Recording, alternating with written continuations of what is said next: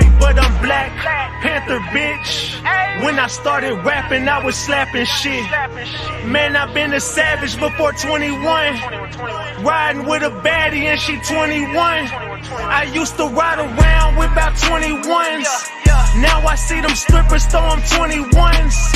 Started in the back, now I'm in the front. With this do-rag and this beanie like I'm Iverson.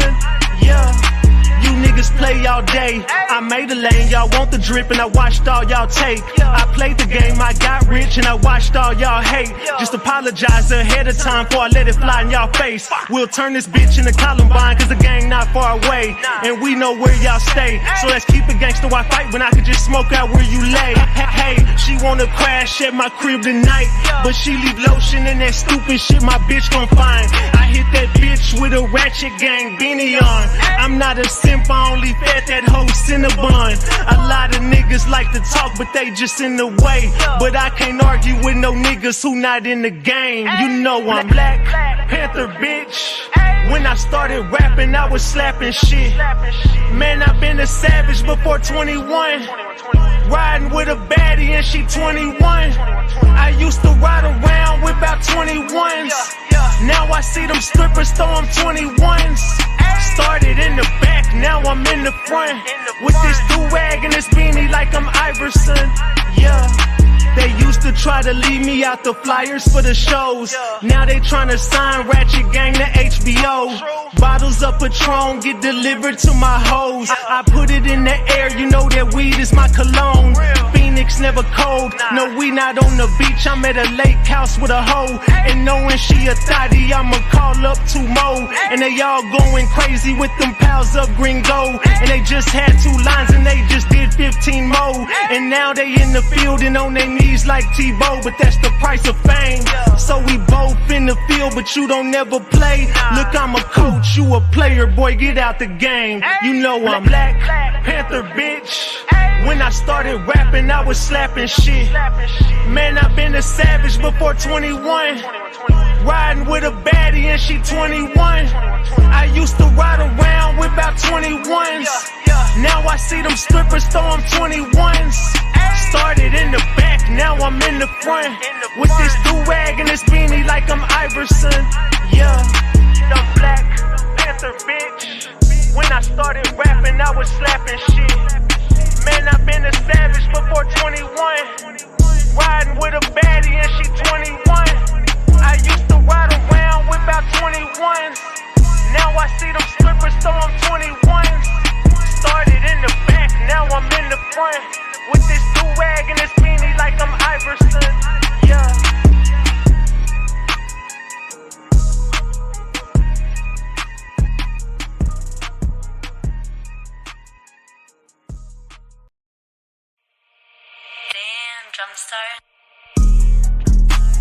Hop off a 16 passenger, this a G5, no, this not a Challenger. Big one. I keep some members with me in the fridge, the coat seats, they some cannibals. Eaters. They like to geek, drink a whole bottle, wake up and repeat. Damn. She took a look, mixed it with the chill out. Now she said she saying 3D. Wow. I go in the jungle and then got a coat. I bet I come out with a mean. I bet I do this shit for the fam, cause this shit bigger than me.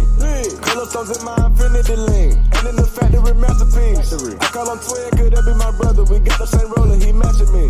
Nah, for real. Water on me like the sun of sun. Carrots, some pointers. All these comers, I want from me go gunners out the jungle. We got it all, fuck a fronter. Fuck nigga, cake on me, no funner. Cash, drop top feeling like stunner. Drop top, KD play no runner. We gon' chrome my wallet, smoke my pilot. Take 3 vibe to the tropics. Nigga one shit. I was outside just serving narcotics. Pay me that stick. Nigga made one wrong move, just popping. Living on broke with the whole flooded out in the hotel lobby. It's crowded. Diamonds be dancing like Bobby. They dance. Don't touch it, dick like it be cocky. Don't touch it. Shroom and GC the party. We geek. Bitch, it gon' trend on the top. He trend. The way I pull up, I'ma pop it and none of these niggas gon' stop me. Pull up. Gone. Put this shit on, get a cup for the drip on my motherfucking 5 kilo. Keep stacking your bank and get bigger. Never would, I throw some shade on niggas. On team. Little nigga, don't play with these niggas. I see the big picture, we up on these niggas. The huncho, the one you gon' call on me, nigga. I got your back, you gon' follow me, nigga. When I get up, we gon' gon' ball on these niggas. Fucking shit up, cause we beat out the system. Fuck the system. I bought for 16 passenger, this a G5, no, this not a Challenger. Big one. I keep some members with me in the fridge, get coat seats, they some cannibals. Eaters. They like to geek, drink a whole bottle, wake up and repeat. Damn. She took a look, mixed it with the chill out. Now she say she saying 3D. Wow. I go in the jungle and ain't got a coat, I bet I come out with a mean. I bet I do this shit for the fam, cause this shit bigger than me. Color stones in my infinity link, and in the factory masterpiece. I call him twin, could that be my brother? We got the same roller, he matching me. Nah, for real. Nah, for real. Nah, for real.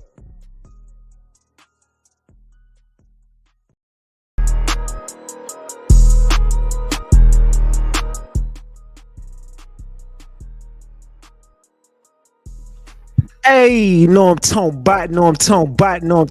about. We back, Ratchet Gang. We back with another one. Oh, we back with another banger. Yeah. Y'all see what's about to happen. Get the likes up. Look, you might have forgot. Hell, they might have forgot. But you already know it's the king. Too loyal, know I'm talking about RatchetTV. Hey, all right, y'all already know, man. Y'all already know. Get the likes up if you in the building. And if you new to the channel, hit that subscribe button. Tap that notification bell so you can get the drop whenever I drop. All right, so boom. Man. Oh, shit. We got to talk tonight, Ratchet Gang. We got to talk. We got to chop it up. Look, we got to talk about this Takeoff case tonight. We got one more caller. I know y'all see another one missing. He will be calling in shortly. H-Town is going to be in the building tonight. We got Snowfall is definitely in the building. We got Tsunami in the building. If you don't remember Tsunami, it's a lady from Houston who got a lot of information, but is very afraid to come forward, but is ready to talk as much as she can. So you got to just be gentle tonight and understand it's a real tough situation. Also, Gino definitely will be tapping in as well. H-Town is ready to talk, and we've been getting to a point where we just got to go there. And tonight is that night that we're gonna go there. Allegedly, and everything I say is alleged, and it's all under the Fair Use Act. And you can see the Fair Use disclaimer in the description of this video and in the description of all my videos. This is just for entertainment and educational purposes only. This is just to educate my people on what we've been covering over here. Like I said, it's all under the Fair Use Act, and you can see the Fair Use disclaimer in the description of this video. And everything I say is allegedly. So, gotta do my disclaimer. But yeah, allegedly, we got to talk about some stuff tonight, about everything that's been going on over here. So I'm not going to do this like a normal show. I'm going to actually we're just going right in, and we're just going to chop it up. So right about now is the time you want to go ahead and spark up your CBD. Go ahead and pour up your favorite beverage, orange juice preferably, mix in whatever. Go ahead and get your husbands out the way, or tell your husband, sit down and listen to this one. If you ever didn't want to listen to a RatchetTV episode, look, this is the one you probably want to hear. This is about to break down everything that we've been talking about over here. So let's get to it. Salute to Snowfall. What's good? What's good? Tsunami. What up, Ratchet? What up, Ratchet Gang? Hey, Snowfall. Hey, girl. What's good, y'all? So Okay. Let's get there tonight. We want to talk about, and we want to break down kind of Houston as a whole. I feel is very tired of the what can I say, the corruption in their city. Yeah. It's not even just strictly from the from the Prince family. This is coming from the mayor, Yeah.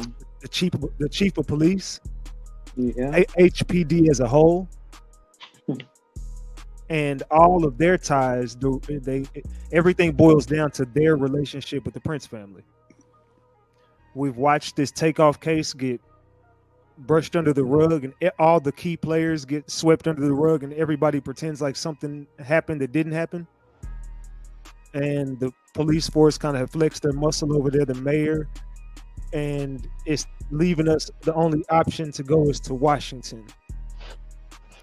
So with all that said, salute Boom Boom. And salute to all the people saying super chat, super sticker, cash app. I appreciate all that.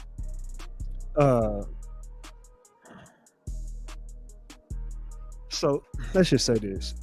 Tsunami, you from the city. Right.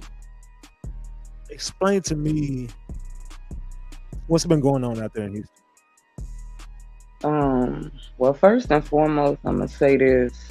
It's like history is repeating itself all over again. It's And like when you say history, you gotta take me through that. I'm gonna take you through it. It's like we back in the 90s when it comes to Rap-A-Lot and the Prince family. I kind of feel like what I've been seeing the past years when I got back in the loop, like a lot of the new wave, the newcomers, and everybody saying how like, we don't care nothing about Prince, Jay Prince. Ain't nobody worried about that old man. Ain't nobody scared of him, and he ain't got no power and all this type of stuff. And I've tried to tell people how far that man's tentacles reach and how powerful he actually really is. But a lot of people these days, it's like they not gonna believe it till they see it. So I feel like part of this and what's going on is him coming back to show everybody just how powerful he is. I would agree with that. And on his live a few days ago when he was on the jet ski in San Pedro Belize, he said, I won't hesitate to reintroduce myself. Exactly. And then he said the same thing when he was Christmas, when he was bending them corners. He was like, I think y'all forgot who the fuck I was. Don't make me remind you. Exactly. He says like he'll pretend like this is a good deed and he's like doing this, and he's like, he sends like subtle threats, but you got to really catch him because he speaks in riddles and he really knows how to talk. He dances. Yeah. Mm-hmm. Jay Prince, but not only just him. Thank you so much for that, Tasha Allison. I really appreciate that. Thank you so much. Not only that, Jay Prince Jr. also has a way with words. He can talk. I think it was it Queen's Flip that he had a conversation with, and I think it was Queen's Flip, and he was like, bro, you good. Like, damn, you, I don't even know what we talking about no more. Like, to the point, like, you so good, I don't even remember what the fuck I was even trying to corner you about. Like, damn. I mean, look who raised up under. And Jay Prince been talking like this since I've known him. Thank you, Ethel. I appreciate you. So, but hey, I have a question. How is he perceived in the community? Like, if he walks down the street or drives around, how do people perceive him? I'll say this. Everybody is gonna respect him. Okay. Everybody is gonna fear him at the same time. Okay. Everybody knows because of his muscle, his power, who he is. You gotta take us through that. What is he known for? What? Okay, I can bring up something back in 1998. If a lot of people can remember from back then, the big beef between him and Master P. This is when, right now, what used to be the Summit is Lakewood Church or whatever. Yeah. Okay, so Master P was coming down to do a big concert. Talking about the church that's tied into the news. That's tied in. You talking about that church that Jay Prince always uses, the same one that's tied into the dude from the news dude out there in Houston. Isaiah Carey? Yeah, there you go. He's mob ties. Isaiah Carey locked in with everybody when it comes to politicians and all the rappers. The pastor is locked in with them too at that church. Yeah, I mean, Lakewood, Joel Osteen. That's okay, so that used to be the Summit. The Summit was like the big concert arena venue that they had all the concerts and everything at, or whatever. Can I ask you a question? What that church, was that the same church that they filmed that video for Drake and Meek Mill at? I don't know. I don't be watching everybody videos and stuff like that. It was like a ritual, but never mind. Go ahead, continue. I mean, I can go look it up and I can get back to you and let you know. But But if you go look back, like I said, it used to be the Summit, which was a huge concert venue, arena thing or whatever. So Master P was going to be doing this big concert out here, and I guess it would have to do with the checking in and all of that. It was all over the radio, it was all over the news. It was a big beef between Rap-A-Lot and No Limit Records. And Jay Prince kept telling him, "You're not coming down here." And P kept telling, "I am coming down. I'm doing my concert." This one, Snoop and everybody was with him. I went to the concert, and I was actually with his little brother at the time, rest his soul. And and it's crazy because right when I got there, I had a chick from Dallas with me. I had an extra ticket, and I told her to come with me because I ain't want to be the only female that night. And right when we getting ready to go up the stairs, that's when Rap-A-Lot came through with his whole team, all his little soldiers and all of that with they Rap-A-Lot signs and everything. And when I tell you, I'm talking about I got pushed to the side. I was going up the steps to go in to get my ticket to enter in. It just so happened right at that time when I'm coming in, here come the whole Rap-A-Lot team. When I tell you they bum rushed through them doors, knocked down security, everything. They tore that Summit up. The concert would go on like it was kind of like an all night thing. To where once I was just like, you know what, this is too much. We need to go. You know what I'm saying? And I was with Jay Prince's little brother and his little brother's cousin, who was like his brother. You know what I'm saying? I used to run with them. I used to be best friends with his little brother from the time I was 14. Me and him the same age. And do you know ain't shit went down? Like, they ain't get in trouble for that shit. Shooting and shit was going on up in there. When I tell you, they tore that goddamn Summit up. Excuse my language. They tore the Summit up. Rap-A-Lot came through just to show they power. When I tell you, they bum rushed the doors, they bum rushed the ticket counter, like they came through there strong arm. P still tried to hold his down, still tried to have a concert and everything going on. They kept interrupting. I'm talking about the stage, bum rushed the stage, everything. I was like, man, it's too much. I gotta go. We gotta go. I mean, we ended up leaving early before everybody left, but they ain't get in trouble for that. Had it been anybody else, man, come on now. They all been taken down. The stuff with Big Mike that went down in the city. Yeah, that's why I say I'm nervous. No, take your time. Take your time. Gino, what's up, Gino? What's up, Ratchet? I'm here. Yeah. What's up? Salute to you, Gino. Hey, Salute, Gino. salute. Hey, Snowfall. Hey, baby. Baby. What's going on? What's going on? You know, I'm just doing my thing. I'm drinking a beer, you know. Salute, cheers, salute. Yeah, cheers. I got Jose over here. Okay, we're going to need some of our friends like that to get through this. Right. Take your time, and I'm gonna go grab another beer. Pardon me 1 second. All right, salute. I can confirm I was around when the stuff popped off with Big Mike, and it was they terrorized the city in the 90s. I'm talking about setting people's houses and shit, stuff on fire. Excuse my language, y'all. Let me get myself together. It's okay. Take it easy. Go ahead. Setting people's houses and stuff on fire. Get the likes up, y'all. The biggest thing, what I can say, and I can attest to, when it comes to when they talk about respect, they take that huge. Now, I'm going to say this. It's cool when they do it. If we do it, it's a problem. You know what I'm saying? Yeah. It's cool when they do it. If I do it, it's a problem. They're real big on respect when it comes to them and their family. They can disrespect whoever they want to disrespect, and it's all good.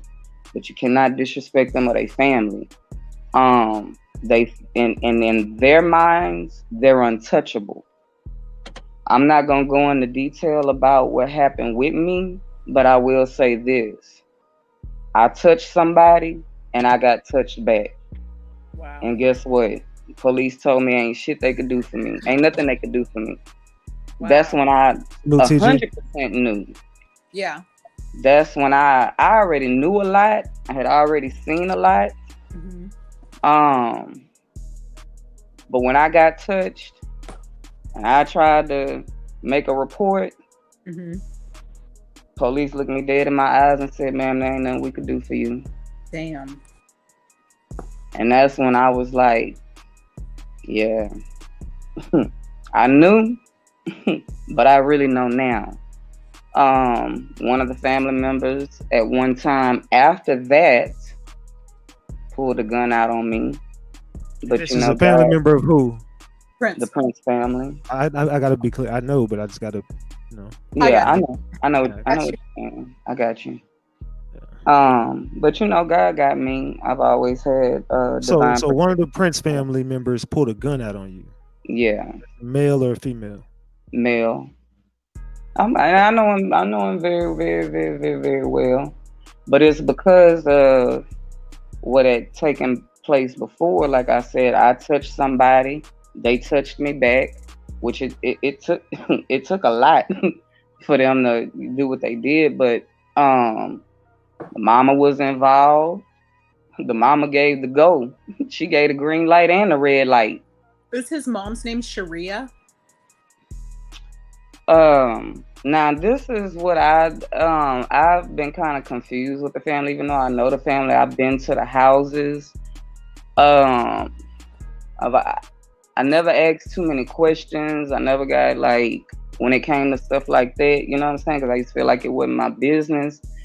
But I used to try to figure out because, like I said, I used to be best friends with the little brother, and at one point in time, I had dated the little brother, and I used to go to his mama house all the time too, on the over in North Shore on the east side.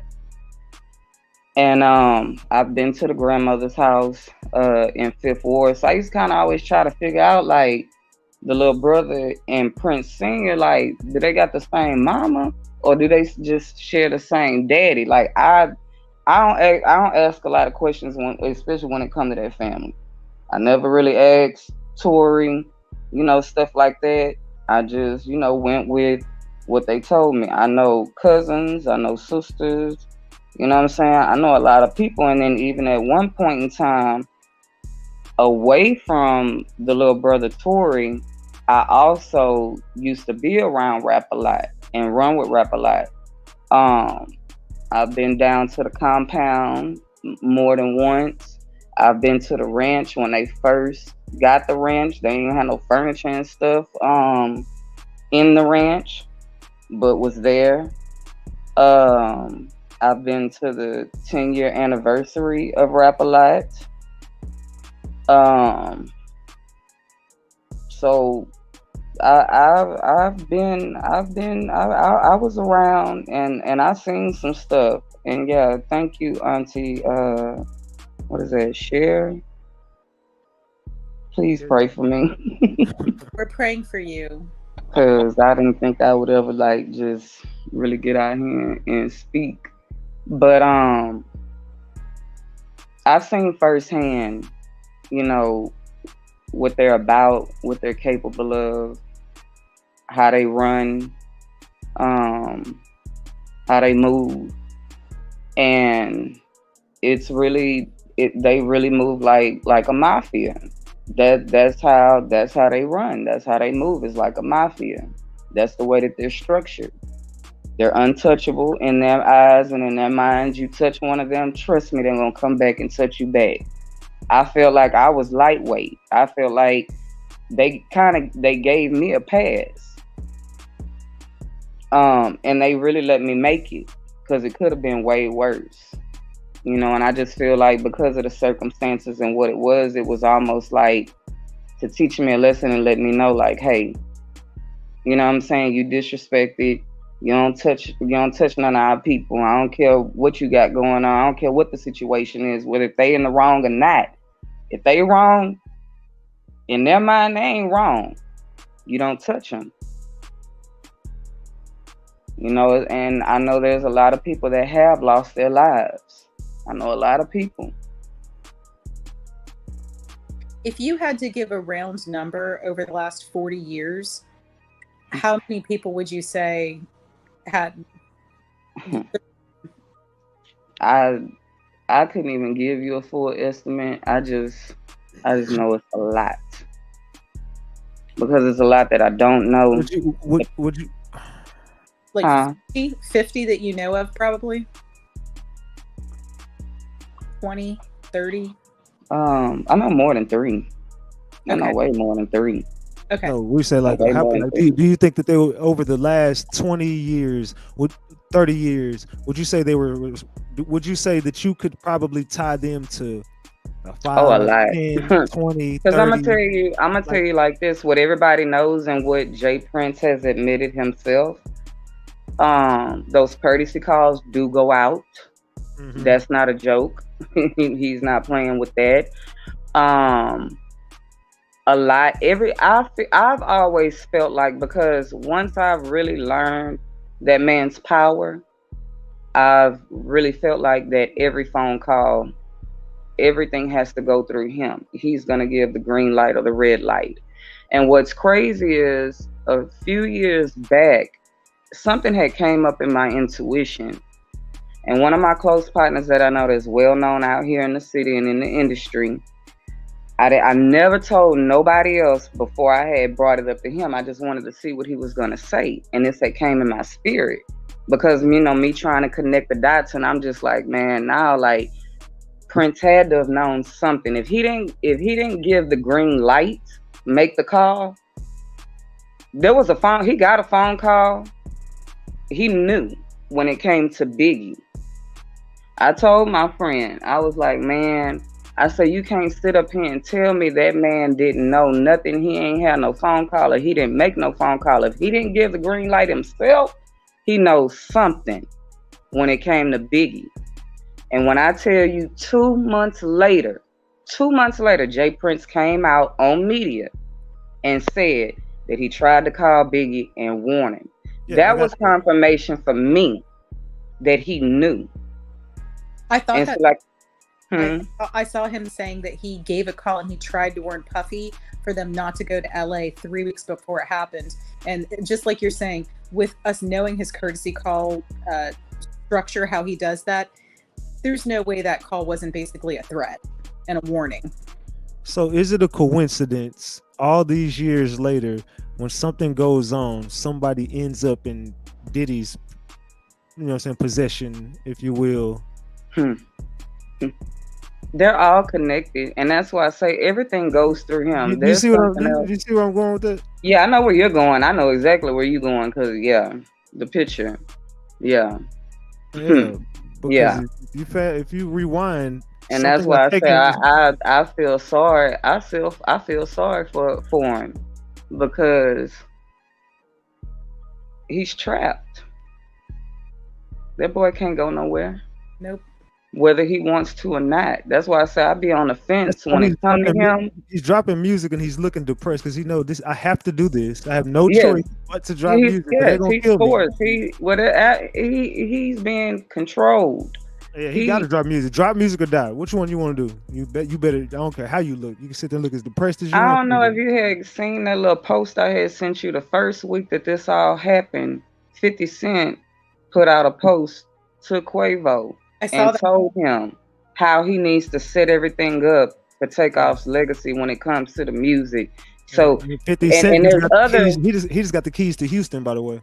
Yeah, and there's other industry cats that have been kind of telling. If you go and you look, that have been kind of telling Quavo. It's almost like, when these things happens, if it was a sacrifice or if it was a hit. And where he is, and he's controlled right now. He's trapped. He a slave. He is a slave for the industry. They're kind of telling him, how to go about this, from their own experience. And then the thing about it with 50 Cent on the post, he said the best music comes from pain, and he said, rest in peace, Pop Smoke. You know what I'm saying? So it's like, this is something that does happen in the industry, and they're all, everything that's done in the dark is coming to light. They're all confirming it. You know what I'm saying? And that's why I say I'm kind of straddled on the fence. Whether if Quay was just really in on this, or whether because I feel like they wanted to take him out too. But it's like, now, you know what I'm saying? You hear but you are a slave. Quavo was supposed to die. If you read that affidavit, and Ratchet, correct me if I'm wrong, Migo Band said that Lil Kim brandished a weapon and attempted to pull it, but it jammed. Is that what you recall, Ratchet? That's kind of like same, yeah. But he said he basically thought he was shooting at Takeoff. His gun. Yeah. A lot of people have come to that conclusion. And that's the thing that they keep saying, he never got caught firing a weapon on camera. Right, because his gun jammed. Technically, he didn't fire it. You get what I'm saying? They should charge him with attempted murder, but the HP is so corrupt. And attempted armed robbery. I think he did. I think he should get charged with armed robbery because I could swear I see a chain in his possession. I think he snatched Takeoff's chain and then he tried to shoot, but his gun jammed. I think he like grabbed him and tried to shoot him, and like he snatched his chain off his neck, but the gun jammed on him. And then Migo Band started shooting at that nigga, and that's when the whole war started. I think Lil Chris started shooting. I think Lil Chris and Lil Cam and the dude with the red hat and Migo Bands, I think all of them are firing. I think those are all the shooters right there. Like, just to be real, this is what I'm really thinking. If I'm looking at that, if Mike Prince, I don't know what Mike Prince did or didn't do. I can't tell. Mike Prince looked like he was right there with Takeoff. So did he have a gun? Did he shoot? He could have. And at one point, I thought he did when I was watching one of the videos. When I seen Mike Prince may be one of the. He may be. Yeah, it's very possible because he's right but there. But even if he wasn't a shooter, why is he not being? He's a witness. He's a key witness. Tampering with evidence. He's a key witness to this, and he should be charged with tampering with evidence. And this is why I say these people. I don't see Jay Prince Jr. in none of the footage, so it seems to me he's been edited out. I don't know what. I can't say nothing because he's literally not in nothing. He looks like he's like disappearing in certain images, and it's all choppy and edited, so you don't see him clearly in no footage. So I'm only saying what they're going to use in court. Whatever we think, it doesn't matter because this is what they're going to say in court. Right. You don't see Jay Prince Jr. on anything. You don't see Mike Prince doing anything. But the people that you can clearly see that they're covering and who is shooting, it looks to me like Lil Cam and Chris was about to rob them niggas. And I think Mike Prince knew it was coming. And Mike Prince tried to step in and be like, no, and Quavo said that slick shit. And then it was just up from there. And everybody just started shooting. And you see why, and even if you go and look at all their comments and stuff, everybody keep talking about that if Quavo would have just shut up, that probably wouldn't have happened, because at the end of the day, it's all about the disrespect to them. It's about respect. And he talking about, let me go before I hurt somebody. They took that as disrespect. It's like, you can't talk to them crazy. It's cool when they do it. It's a problem when we do it. You know what I'm saying? Yeah. Another thing real quick I wanted to point out, since we're talking about Lil Cam. Now y'all know that he is part of that little ATM ring that was going on out here and in California, right? Yeah, I saw that. Okay, so remember y'all talking about, I'm gonna go with the nickname that y'all gave last night. Raid. There you go. Okay, so the person that's a fugitive, that is family, close family to Senior, that's a fugitive right now behind Raid, is also a fugitive behind the ATM ring out here. Okay. There's an article. This is public record. I'm not speaking on nothing, so anybody try to come at me, this is public record. This is in the news. He's also tied to that as the ringleader, the one who gave out the locations, the this is that. They looking for him. He wanted for that as well. I already saw. They run around here terrorizing the city. There's something else I found when it comes to Tory's son, rest in peace, Tory, and then Tory's close cousin that was like a brother to him, his son. And this is what's killing me, and this is what I be talking about. And you know, about the nephew that died, right? No. These two are on bond. They it's public record. You can go out there and look at it. These two are on bond.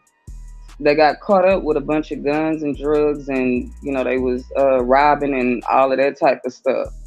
Now, these are nephews of Senior. They on bond. They've been on bond since what, like 2017? So this is the thing that gets me. Because when you just sat up here and said this again for the umpteenth, I don't know how many times I want to ask you a question. I don't want to interrupt you, but I want to ask you a question because it's going to tie into what you're saying. I need to. Okay, you know Jay Prince Jr. was on bond, right? Yeah. Okay, allegedly they took him off of bond immediately after Duke the Jeweler passed. Is that correct? From what I was able to see from public record, and another thing, because they were about to charge him. Because there's somebody that just got out of prison that did 20 years that had a little affiliation with them, and did an interview, and it's on YouTube, and he confirmed because he didn't know he was in prison for 20 years, and he got out and he was hanging with him, and somebody told him like, man, why is you over there talking and hanging with a rat? And he like, what you talking about? Show me some paperwork, because other than that, like, I'm gonna keep doing what I'm doing. They showed him the paperwork. He slid back. And he say, oh, okay. So your boy, Fed, getting out for the bond, getting out for federal bond and all of that type of stuff. He on paperwork. Name on paperwork. People in the city know. Why you think half of the ties that they get their people out? And this is what I was wanting to say. Like I said, even back in the day, you don't know how many times I've heard singers say how he ain't left his hood behind and he got his hood and he this and he that. But I've always was like, but you're not feeding, you're not taking care of your hood. You got them out here robbing, stealing, and killing, and they getting crumbs. They getting crumbs.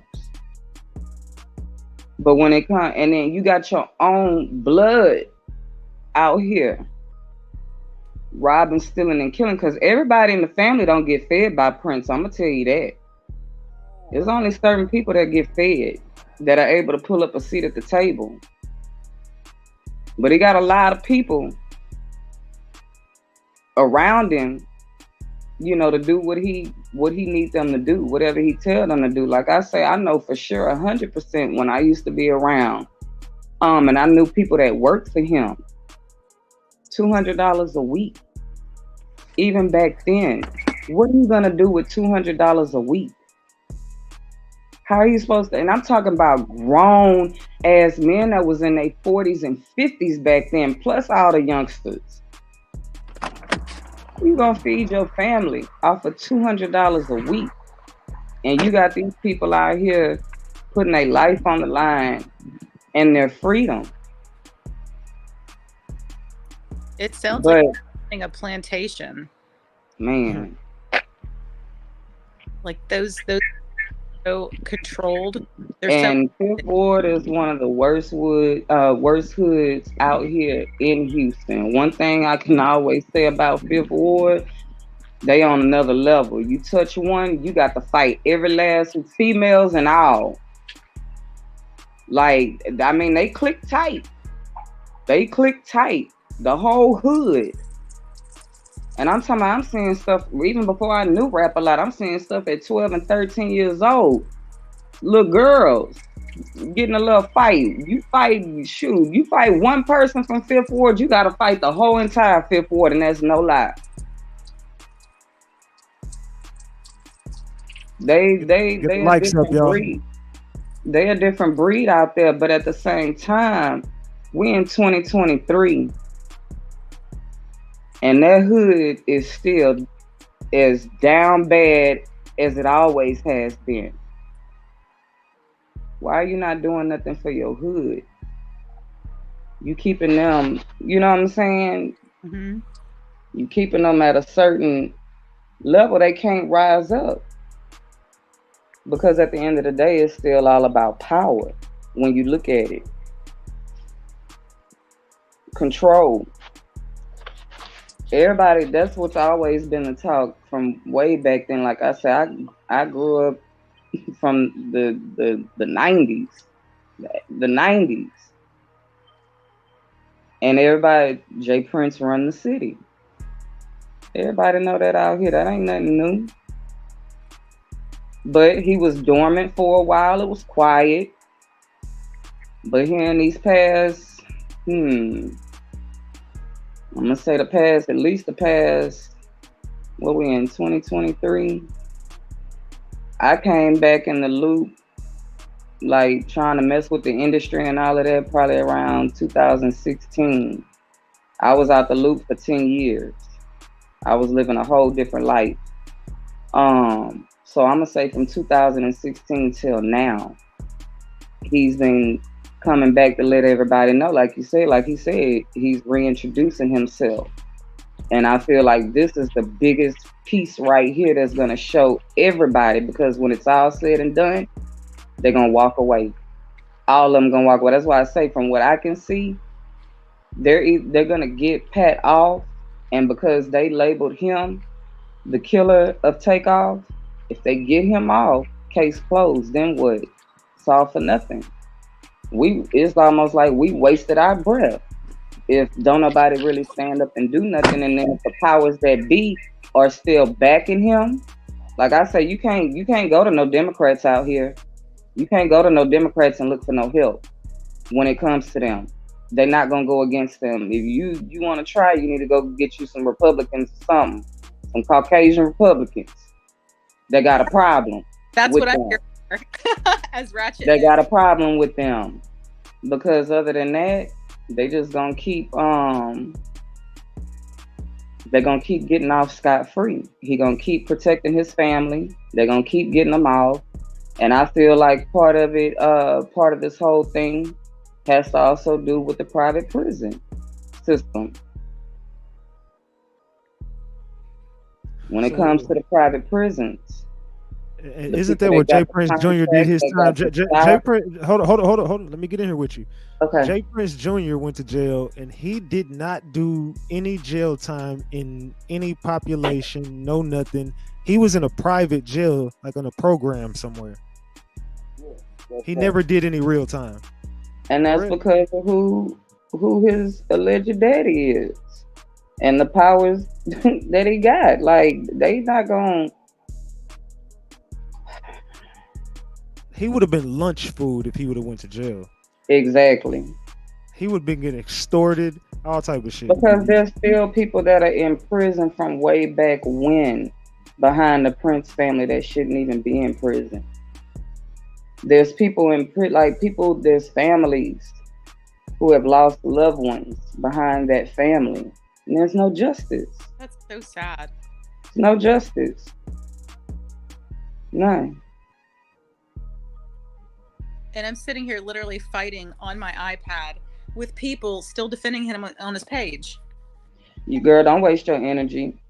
Well, it gives me a sample of how much cult-like behavior is happening in the Fifth Ward.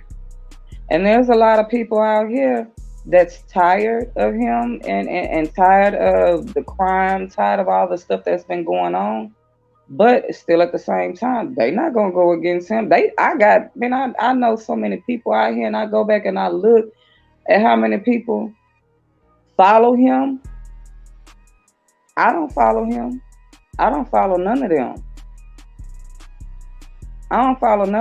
And like I was making little waves on social media when I came back in the loop, but once like I was saying, the industry worse than what it was, the snakes and all that, I ain't got time for it. I brought my page, I put my pages on private and brought my stuff all the way down. Like, if you go to my Instagram, I probably got like 200 and some people, 300 and some people. My Facebook, 100 and something people.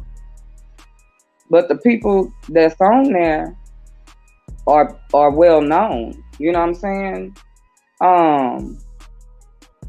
I keep to myself. I don't be out there in the streets. I don't not like I used to. And that's why I was saying, like, I know a lot, I've seen a lot, I hold a lot of secrets, because of when I was running in the streets. And my past was good everywhere I went because of how I carried myself and how I maneuvered through the streets. And yes, I used to live by the street code. I still live by a lot of codes. It's just embedded in me. It didn't even have to do with the streets. I was forced to live in the streets. I didn't want to be in the streets. I ain't asked to be in the streets. I was forced to live in the streets. But I thank God I had a wise mind, and the discernment that he gave me, I figured out a way for myself on how to maneuver. And I pretty much kept a good rep when it came to keeping shit real, being 100. You can't attach certain things to my name because I don't move, you know what I'm saying, certain ways. And like I say, I know a lot of people. A lot of people know me. I don't tell everybody's business. You know what I'm saying? I may talk a little bit more now. I'm older and I'm not in them streets, and I don't live by a lot of that shit no more. Because even when I was in the streets, it was a lot of shit that I used to feel like me, I ain't going to jail for something I ain't did. I ain't taking a rap for nobody. I'm sorry. I'll go to jail for some shit I did. Excuse my language. I'll go to jail for some stuff that I did. And a little bit of bull crap that I did go to jail for. Okay. Ain't nobody getting no phone, no collect calls. Ain't nobody putting no money on my books. I held my own. So now let's get back in here. So the temperature out there in Houston about this Takeoff case. How is the community? Like how does the community feel? Like what are they saying about the Takeoff case? A lot of people are upset. A lot of people are blaming the Prince family. A lot of people are disgusted. A lot of people are very, very tired. But there was 34 people there, including Takeoff, allegedly. So, with that being said, has anybody been talking that was there? Like, have you heard anything from anyone that was on the scene, or a word from someone who could have been on the scene? Or not personally anybody at the scene or whatever. Because, like I said, for one. A lot of the people that they run with, or that I was able to kind of see in the videos that I know, like I say, I don't. Do you know of anybody who has heard from anybody who was there? No, I haven't been reaching out and digging like that. Like I haven't been snooping because I don't want to get involved like that. So what are they saying? Now I can say, like I told you the last time when I woke up in the wee hours. And a lot of well-known people that got names out here that did make posts. They was already saying, like I told you, two people, matter of fact, had put the same thing out there. Every time there's a dice game that's affiliated with them, and two, every time them people come around, there's a body dropping. How many dice games would you say this has occurred at? I can tell you a lot, because one thing, Houston has always been big with the strip clubs and the dice games from the north to the south. It ain't just the Prince family. I can tell you a story back in the day when I was at the compound. One night I was just sitting up there hanging out downstairs in the garage, and Jay Prince's dad showed up. He was at a dice game, had lost his money, and it sounded like he had lost it fair and square, but he was mad because he lost his money. They had a Hummer. That's when Hummers first came out back then. They had a black Hummer. And when I tell you, when he came in talking this shit, was like, hey, and Jay was upstairs in the office. And they left me sitting. I was sitting in the concrete down in the garage by myself. When I tell you they loaded up like the SWAT team, and when they opened up the back of that doggone Humvee, it was like a SWAT vehicle, nothing but artillery. And I ain't talking about no little handguns and all of that. They went and got his daddy money back. I know that much. Shit, are you serious? Yeah.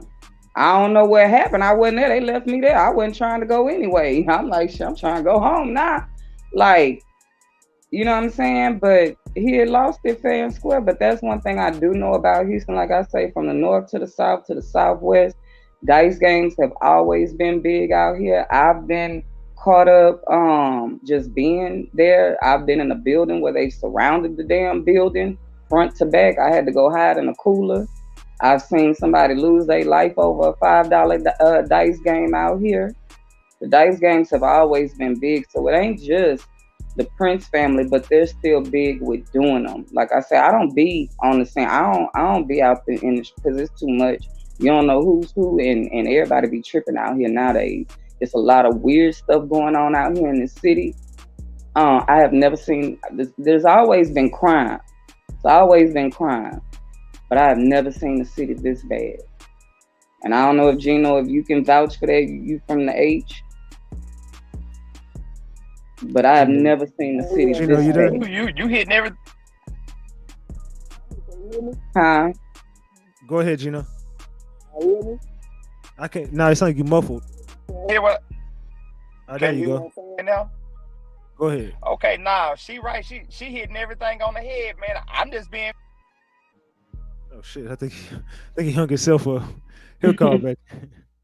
I see on the comment, just wait. She said they all scared of Jay Prince like he the devil. Facts. Yeah, they are scared of Jay Prince out there. Because we know what he's capable of, and they don't hesitate.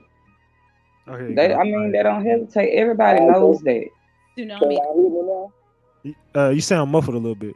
How many people have died behind their business and behind what they do? I can't give you an actual number. All I can just tell you was a lot. I mean, go back. But when you say a lot, are you saying okay? Like when you say a lot, you saying like 10, or you saying like 20 to 30, or you maybe more than that? I mean, way more than that. Like maybe like 50 to 75. Probably like more than that. Probably more than that. So hundreds of people. So if anybody was out here in the 90s and seen how Rap-A-Lot was moving, so you're saying bodies was dropping left and right. Hundreds of people, thousands maybe. I don't know. I can't. I know a lot. What do you say? I can say maybe hundreds. Okay. Yeah, because one thing, like I said, everything has to go through Jay when it comes to this industry, the music, and when it comes to the street. He's the top dog. Damn. Everything has to go through him. So let me ask you a question. When you say everything has to go through him, and think about, I guess, however you feel comfortable answering the question. You know, to the public, he says he's a legitimate record label. So, A is yes, B is no. Is all the business he runs a legitimate record label? A, yes, B, no. A or B? B. B. Okay, and everybody there understands that pretty much? Yeah, everybody knows it. I mean, he has some legitimacy. It's just like you watch Howard. So he's washing his money. He's washing dude on Snowfall. Like, you know what I'm saying? That everybody don't like, you know what I'm saying? Like dudes like that, like that's the type of figure that he is street from street to business. I mean, he's always been a businessman, but it's always been street. You know what I'm saying? Like gangster, like I say, mafia type. That's how he runs his family. That's how he runs his business. How he runs his life. It's mafia type. So I have a question. He's getting his resources to distribute from somebody. Do you think he's affiliated with like south of the Texas border? I believe so, because his tentacles. When I tell you this man's, you look at an octopus. This man's tentacles reach around the world. The world. I got you. The world, not just the city, Craig, but the world. Y'all can even just talking about in the music industry. You can ask Mike Jones.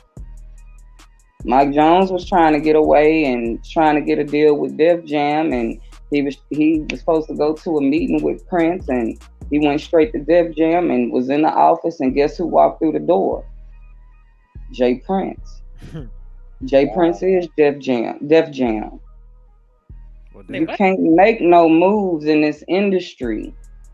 I had a friend from Memphis. I used to promote their music, and I had started back up in 2016. Now hold on. Let me say this too. Now, everybody doesn't 100% check in with Jay Prince, because like I say, you got families. that are deep and well connected, not just the J Prince family. I'm gonna say his family may be the top tier in Houston, but there's other families that have a lot of power, that are also affiliated with the streets and the industry. South side, southwest side, north side, all of that. Hold on. Give me 1 second. I'm losing my contact. I'm getting nervous. I'm trying to be careful on what I say and how I say it. Hey, Gino. Yeah. Yeah, go ahead. Get in there, Gino. Yeah, no. Everything she's saying is facts, man. Hey, look, I ain't finna stop her because she put it all out there on the line. So you feel like everything she's saying checks out, like that's the energy out there in Houston. That's what the city knows. Yeah. I can't hear you, Gino. Down, Reggie, because somebody calling me. Let me back out of here. I hear you now. Oh, never mind. Yeah, back out. Call back in. I don't know what's up with Gino shit. Yeah. Go ahead, Snowfall.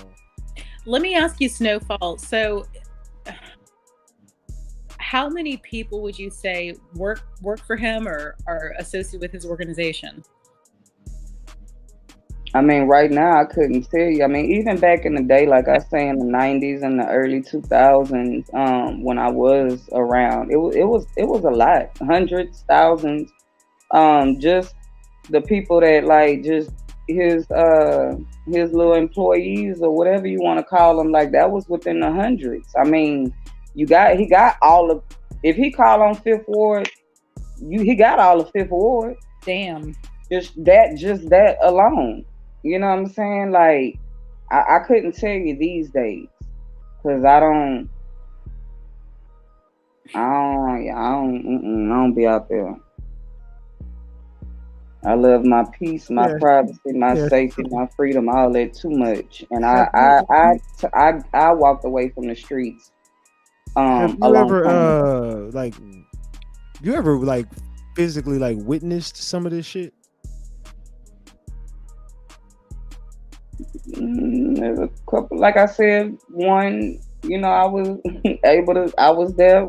I don't know exactly what they did to the people that got that won his daddy money, but I know that wasn't pretty when he went back to go get his daddy money back. There's a couple of things that I've seen, not with him being present himself, the head honcho senior. But like I said, I used to be best friends with his little brother and was very close with the little cousins, and we was in the streets. We ran the streets together. I know what they did to me. and the mama gave the green light on my ass. Whose mom? Now that's why I've still been trying to figure out. I don't know if Tory and J Prince share the same mother, but I know it was Tory's mom. But she's well protected and she got power, and that's why I said I used to try to figure out, because the age difference. And like I say, when you look, everybody's still trying to figure out the family. Who's the brothers, who's the cousins, who the uncles. Like, I never asked no questions. Because I'm like, I ain't finna be asking questions. Like, I'm like, what you asking all these questions for? Like, you start asking too many questions, you become suspect. I could see that. Yeah. You get too suspect, then shit, you become a target. It is what it is. Right, right. Yeah, y'all ask too many questions. So I never knew if Tory and him share the same mom. I never got confirmation on that, because I'm trying to figure it out from the ages. Like the age differences or whatever, and all of that type of stuff. But she gave the green light, went in the room and shut the door on me. They locked me in the house. Damn. And right when they finally was able to fully get me, because it took them a minute, because I don't back down from nobody. And I'm a fighter. I'm going to fight back. It took them a minute, and it took a bunch of them. When they finally got me and they was about to do what they was about to do with me, she came out the room and she said, all right, that's enough. and they let me go. I'm so sorry that happened to you.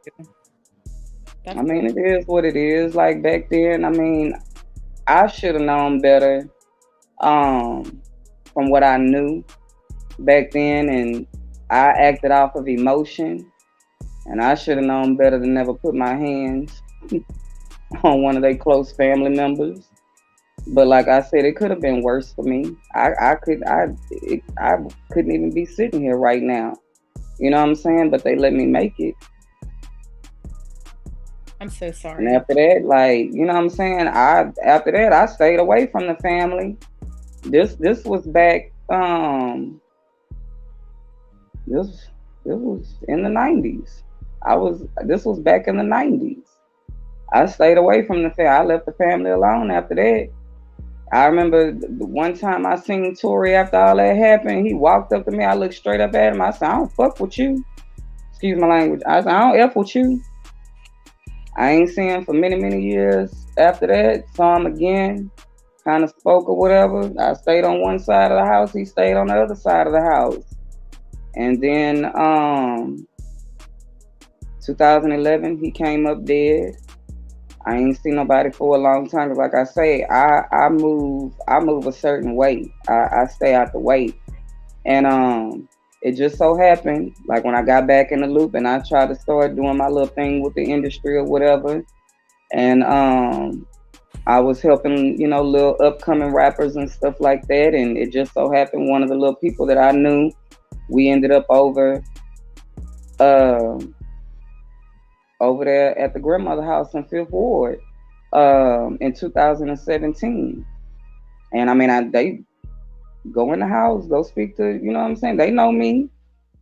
Grandma know me. She remembered me when I went in the house. I spoke, gave my respect and everything. And that's the last time I've been around them, because I don't affiliate, you know, and everybody, they was still showing me love, and it was all good and it was all respect, but I don't affiliate with them. And I was even there, they got mad at me. I got a picture. I meant to send it to you, but I forgot to send it with the other ones, Ratchet.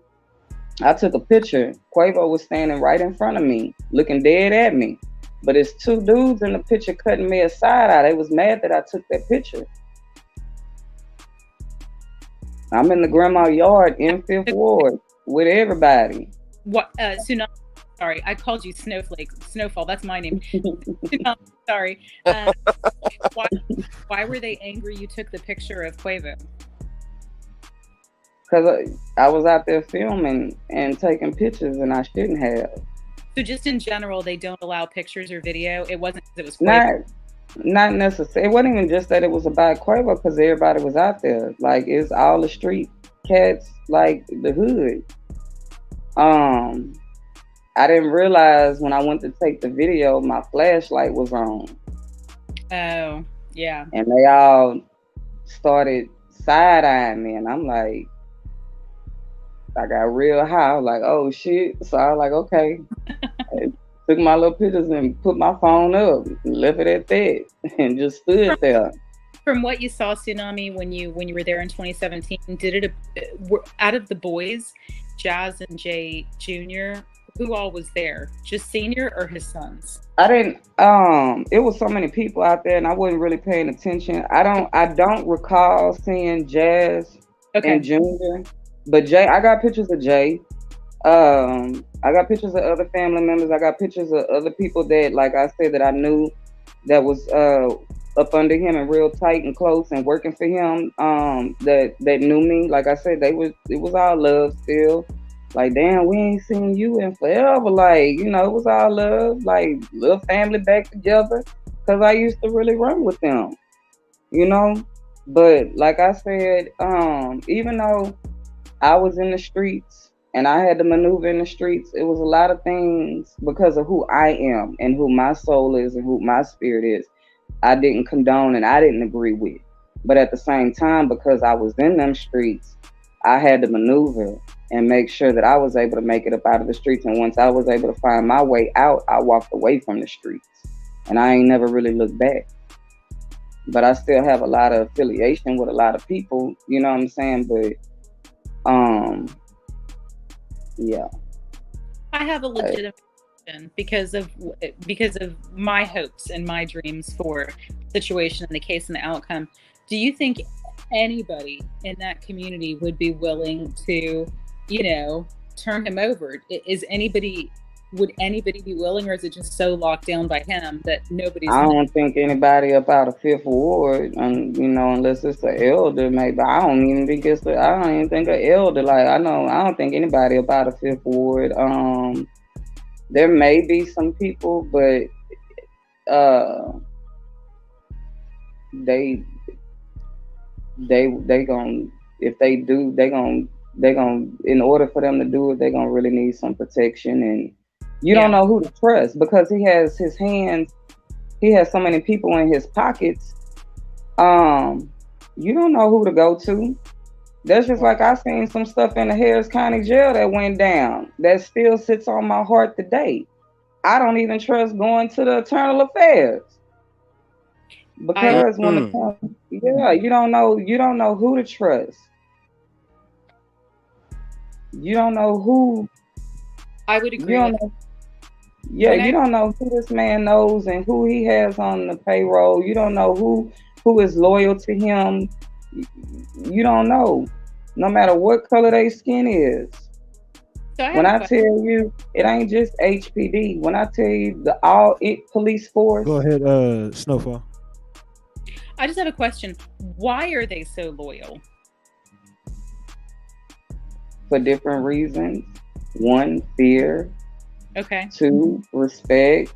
A lot of people do look up to him. I mean, because when you got somebody with that much money and power and shining, and then you got everybody that want to be somebody or wants, you know what I'm saying? Like they look up, just like back in the day when all the pimps and the drug dealers, everybody pulling up in their fancy cars and all. I mean, you got people that really do look up to him, and you got people that really do respect him and respect how he operates. I mean, I got you. They cool with it. Do you think? Do you think he has enemies? Yeah, he has a lot of enemies. But are them enemies gonna act on him? Because I know his enemies know how far his reach is and how much power this man has and what he's capable of doing and what he will not hesitate to do. Like I said, go do your research back in the 90s and how much havoc this man was causing, even with his own people on his own labels, not even just people in the city, but especially in the city. Houses coming up catching on fire, bodies dropping, people getting beat up. I mean, just like when his nephew passed and he put out that message talking about, boy, I wish I could go back to the olden days and put out a most wanted dead or alive $1 million reward. He really was putting it out there. Mm-hmm. He's talking about, but I can't do that because that's illegal. But he was really putting it out there. Then he came back and said, all my people that's in the streets and everything, we can't just wait on the police. We have our own, you know what I'm saying? Like, he knows what he's doing. Everybody knows. Did retaliation occur based on that post? I saw that post. I don't know. Like I say, cause I don't ask no questions. I don't dig. If it ain't my business, and especially when it comes to stuff like that, I'm not fit to just, you know what I'm saying, stick my nose in that. People not fit to stick their nose in something that they don't want to, you know what I'm saying, get involved in, because it could turn out real ugly. Everybody knows what could be the outcome. Yeah, so let me ask you this, Tsunami. I understand not wanting to know the outcome. If that was happening in my city, I wouldn't want to know that shit either.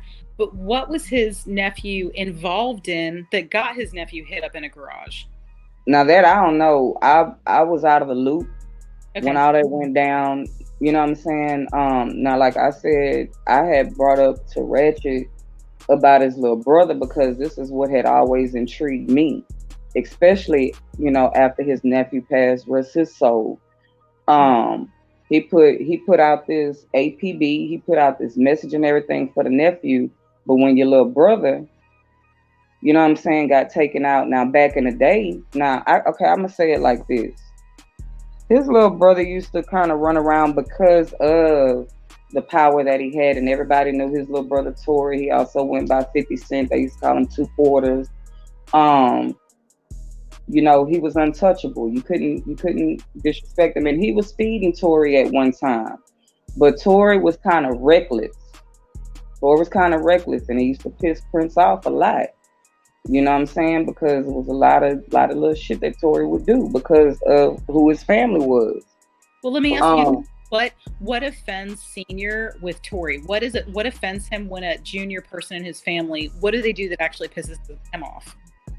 I mean, when you're going out there doing stupid shit that's bringing back, that's putting a spotlight on the family. Was the Migo thing something that brings a bad spotlight to them, or is it something that gives them more respect? I'm gonna say both. Really? Because I'm gonna say both because, like I said, you got to understand this man's power. A lot of people do condone and respect on how he carries himself and how he runs his organization and everything. They look up to him. There is a lot of people that respect him. There is going to be some people that will respect. But there's a lot of people that's not okay with it. Let me ask you this, knowing what you know about him, the way he thinks, his psychology, what would motivate him? Because we've seen stories of extortion, we've seen stories of being touched just because you disrespect. What do you think would motivate him or Junior to do what happened that night? Just respect or money? Or Junior? Whoever sanctioned it, whichever one sanctioned it. What made them make that decision when they did it? Money or just the disrespect? I can't 100% what made them, because like I said, I don't know, but I mean, money, power, respect, all that, it all ties into it. Okay. I mean, you gotta look at, not just... I'm gonna say it was the disrespect. Okay. I said disrespect big, and a lot of people are speaking big on the disrespect when it came to Quavo, but at the same time, also, it all ties in together. Because one thing, like I say, when you look at big, powerful people and organizations, just going by the book, The 48 Laws of Power alone, at the end of the day, you know what I'm saying? Power is huge. Power is worth more than money. You understand what I'm saying? And power can do a lot. And power ties in with respect. And that is one of the biggest things when it comes to the Prince family. You don't disrespect them. Can I say one thing to add to that, though, too? Go ahead. Okay, so look. The Migos, I heard at that bowling alley event that they did perform that night too. So I heard that too. If they perform, that means they would have had to pay them money to perform in that private event, right? Yeah. So that was a hefty ticket for them type of artists to perform at that kind of event. Now, when Takeoff got killed, that washed away the money they would even have to pay them that night anyway. Yeah. So you're saying once that occurred, they didn't have to hand over the payment? Right, because there's so much chaos going on at that time. Shit. You see the play? And everybody knows they know. They're taking what they want. They take whatever they want. Thank you. If you don't give it up, they gonna take it. That's what I was trying to piece together, because Queen C, the photographer for that night, posted many, many pictures from them bowling to the dice game, but she didn't post a musical presentation. So I was wondering, did they perform, and did they perform for free? I thought maybe they got attacked because they charged to perform, because J. Prince Sr. expects you to perform for free. That's what I've noticed. Yeah, he does. Drake performs for free. Yeah, Drake comes to the city for free, just chill with him for free. You don't charge nothing ever. So is that the loyalty? Because Ashley Prince said Takeoff, go look on her social media post. She called Takeoff trash when he died. She said sometimes you have to separate truth from the trash. And she put #Takeoff And then somebody put in the comments, this could all have been or this was all about loyalty, and she liked that comment. So that's where my question came from. Was it financial or was it the loyalty? And maybe to them, I think money is loyalty. The fact that the Migos charged and they felt they should have played for free. That was Snowfall. That was a sign of disrespect when they wanted the fee from the performance. You see what I'm saying? Yeah. And Takeoff always charges. He says it in interviews. Yeah, and we talking about. I'm gonna tell you what kind of money they probably was charging. We gonna say $60,000 to $80,000, maybe $100,000. Hell yeah. Right? They say that. They say $30,000 for just a feature for 2 seconds on a song.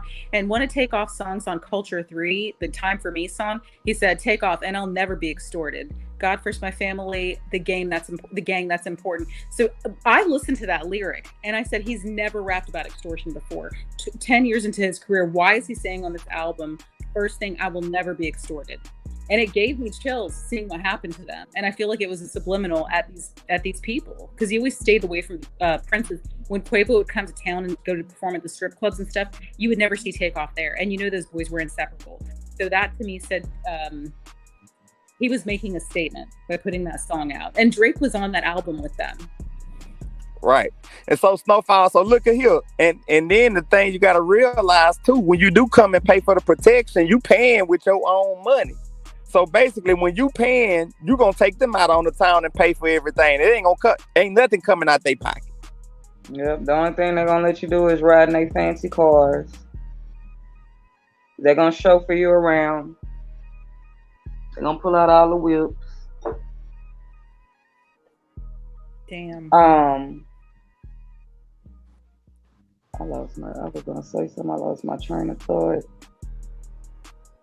Well, I was just asking about the billiards. What do you think set them off? That's kind of where I was trying to figure it out. Oh, this is where I wanted to go. If y'all go back all the way to the beginning, just from the little bit of what they showed us, what was going on that night before they even ended up at the bowling alley, and even the young lady that did come out and say that it started in Fifth Ward.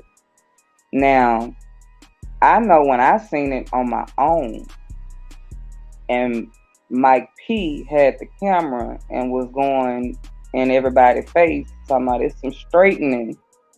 We got some straightening to do. You can look at Quavo and see Quavo was nervous. You can look at Takeoff and see Takeoff was nervous. And I put myself in their shoes because, like I've said, I've been around them. I've been around them when they loaded up and rolled out, and you know what I'm saying? I've been around them, and just me, it could be a regular night, and it's like, okay, we all finna go here, we finna go there, and I was always on edge and nervous because I've known what I've seen, I know what I know how the family is, and it's like, I mean, everything could be all cool one minute, and then the next minute, everything could go south. Yeah. You know what I'm saying? They're unpredictable. Any little thing, you know what I'm saying? Like, so I was able to see when Mike was going around, I say something going on, like talking about we got some straightening to do.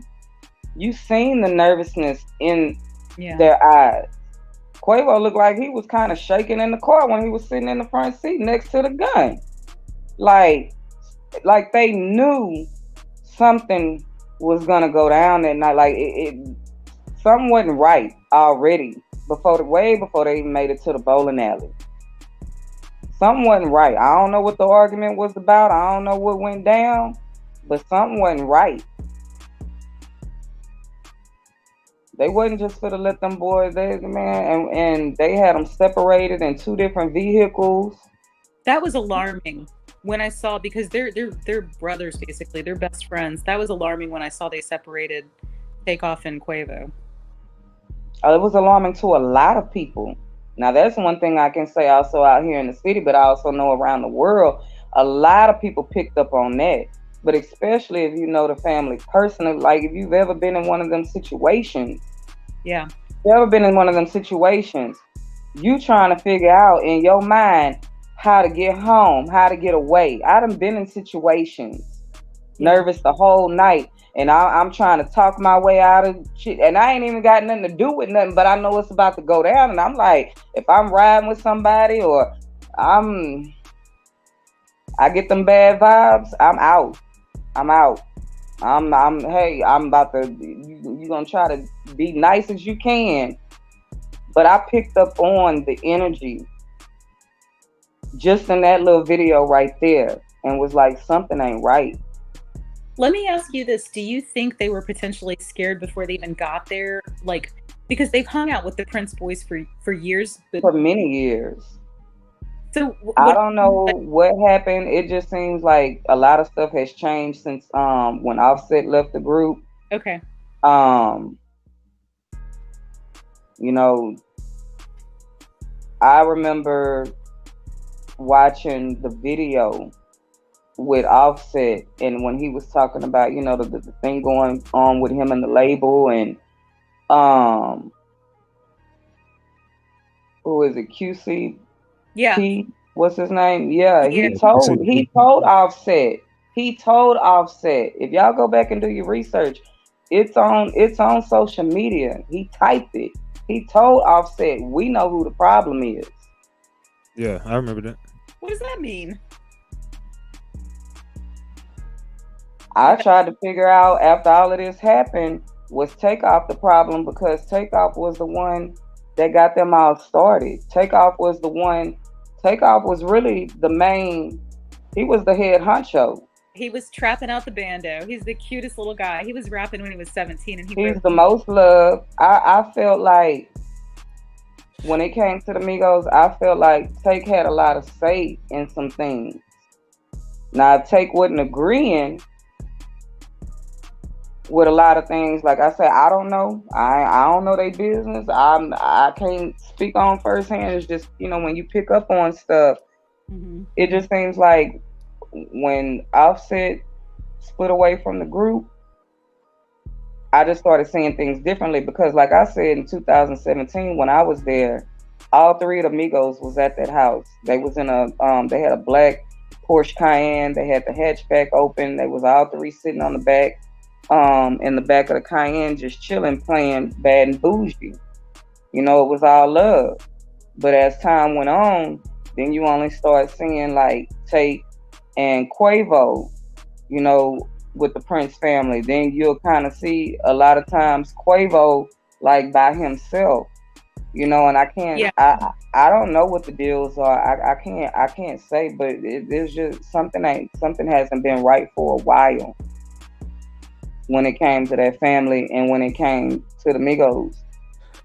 I think a lot of it got to do with the way the money was broke down.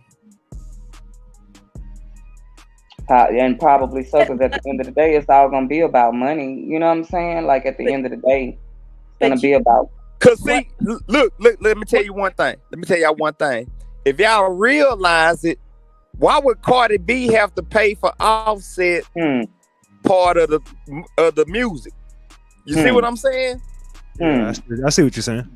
She paid $2 million, and you be like, damn. It was $3 million. $3 million. So when you think about it, though, you should think Offset should have had that in his pocket anyway. Facts. That's facts. I never thought about it like that, but yeah, he did have that money. I shared with Ratchet. I already did a bunch of research on the QC Quality Control CEO Pierre Thomas. His house is valued at $4 million. I have the address. Yeah. His house, and I have the boys' houses, and I looked up the property records of who owns their houses. The boys' houses are $1 million and $1.5 million each. QC's house is $4 million. How the hell? The boys should have more money than QC. The house is gonna always win. It's just like Vegas at the end of the day. You might be right. That might be what it is. They're industry slaves. Yeah. The house has to win. It ain't about the artist. Like, yeah, the artist gonna get their fame. They're gonna get their little clout, their little jewelry. They, you know what I'm saying? Because the majority of the time, like they talked about the 360 deals.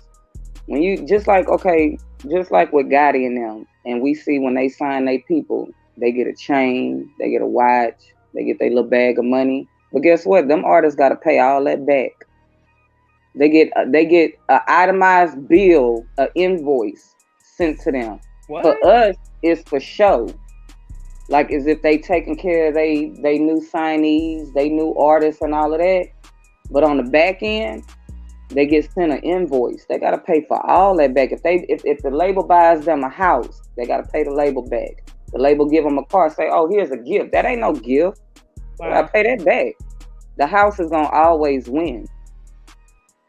And a lot of times, like I said, I've had access to a lot of camps, not just in Houston, but especially in Houston. Yeah, man. Baby. Boy, they pimping, they pimping, they get pimped. They get pimped. Who, the rapper? Yeah, of course. And that shit been going on. Forever. When you say forever, what exactly?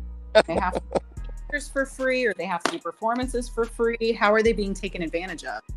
In all kinds of ways, man. They get prostituted out, male or female. Wait, you mean sexually? Sexually, all types of ways. Arm candy. What? I mean, pay attention.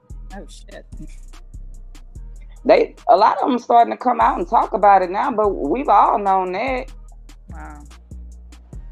We've all known that. They get passed around. They got to do whatever they tell them to do. Especially when you cross a certain, see, I'm gonna tell you something, and Gino, now you can correct me if I'm wrong. One thing back in the day, like I said, I've always attracted people from the industry. It's just in my blood. I've been knowing a lot of people since I was a young teenager. Big names out here in Houston and all over. Like, you know what I'm saying? It was my friends. I treat everybody like they regular people. I don't care if you're the president. You know what I'm saying? I'm gonna talk to you like you regular. I'm gonna treat you like you regular. I'm gonna give you respect and all of that. But I've never been a groupie. I've never been starstruck behind nobody. I've just never been. But I've always been a cool person. And one thing out here in Houston, two things I used to always wonder, and I finally fully figured it out. Like, it took me a few years back then, but I finally figured it out. I used to be like, man, why our artists out here in Houston? Because we got some bad talent out here, and we were some originators on a lot of this music and things out here. A lot of stuff came from Houston. Yeah, a lot of stuff came from Houston. A lot of times, Houston we don't get the credit until somebody dies.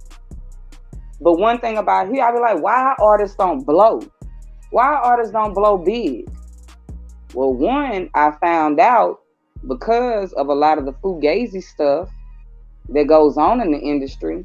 H-Town is all about keeping it real. And H-Town, these dudes out here, is all about staying true to themselves.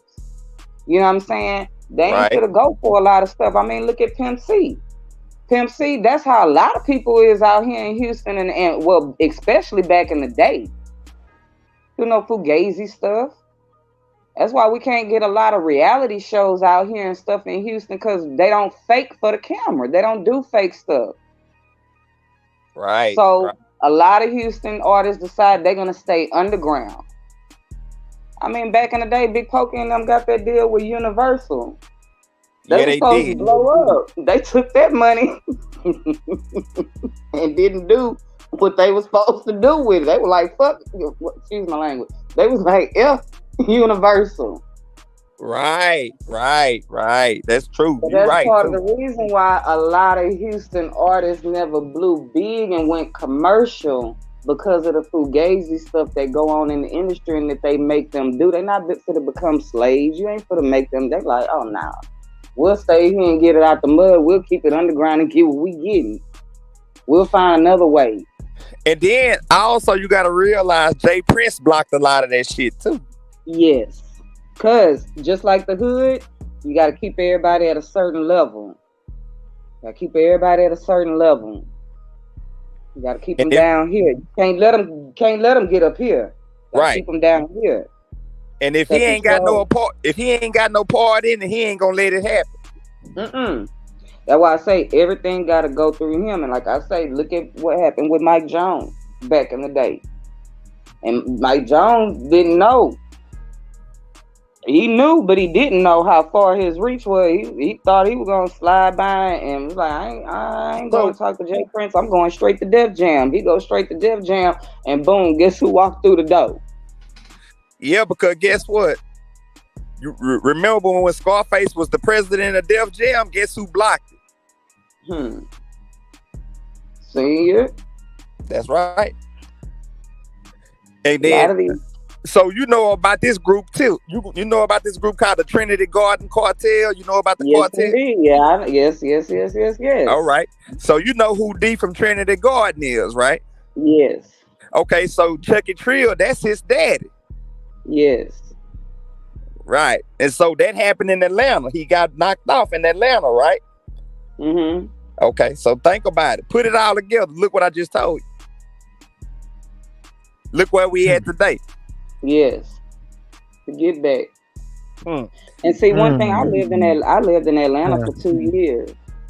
I lived in Atlanta for 2 years, and when I tell you, they on a whole nother level out there. Their mindset is on a whole nother level. One thing I was able to notice was that, one, the conscious level in Atlanta is higher than the conscious level out here in Texas. Definitely. You got to be on your toes in Atlanta because y'all keep talking. I'll be right back. Okay. They on some psychology stuff in Atlanta. You got to be real careful. That's why I say when Quavo did what he did, you got to understand the mentality out there in Georgia. Right? Not just Atlanta, but Georgia, period. I was scared to date dudes out there because I feel like, shoot, as soon as y'all get me behind closed doors, you're going to have me up against the wall with your hand around my neck or something. You got to be careful on how they get information out of you. They can come and ask you a real quick, simple question.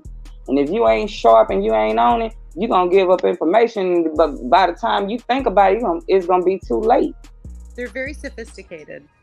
Yeah, Atlanta moved different. They and you know what I'm saying? So this Atlanta-Houston beef that's been kind of going on for so many years, because Houston don't back down either. You know what I'm saying? Like on a lot of stuff. Not at all. Not at all. In Atlanta, they on another ball game too. So what you said, Gino? Yeah. Yeah, see, nobody really saying that was a lot interplay about a lot of stuff too. But when that Chucky Trill stuff happened, that shook the city up when that happened to Chucky Trill out there on Atlanta soil. Big time. Gino, I only know Atlanta music. Can you fill me in a little bit on who Chucky Trill is or what he was known for? Chucky Trill is from Houston. He had some little songs. He an underground artist, but his father was a rapper that was under Rap-A-Lot at one time called the Trinity Garden Cartel. Okay. And his daddy at one time went up against Jay Prince Sr. Yeah. When Senior put them in a bad deal. Yeah. Because they were supposed to blow up at one time too, but the daddy did some fugazi business to them, and they never got their just due. Yeah.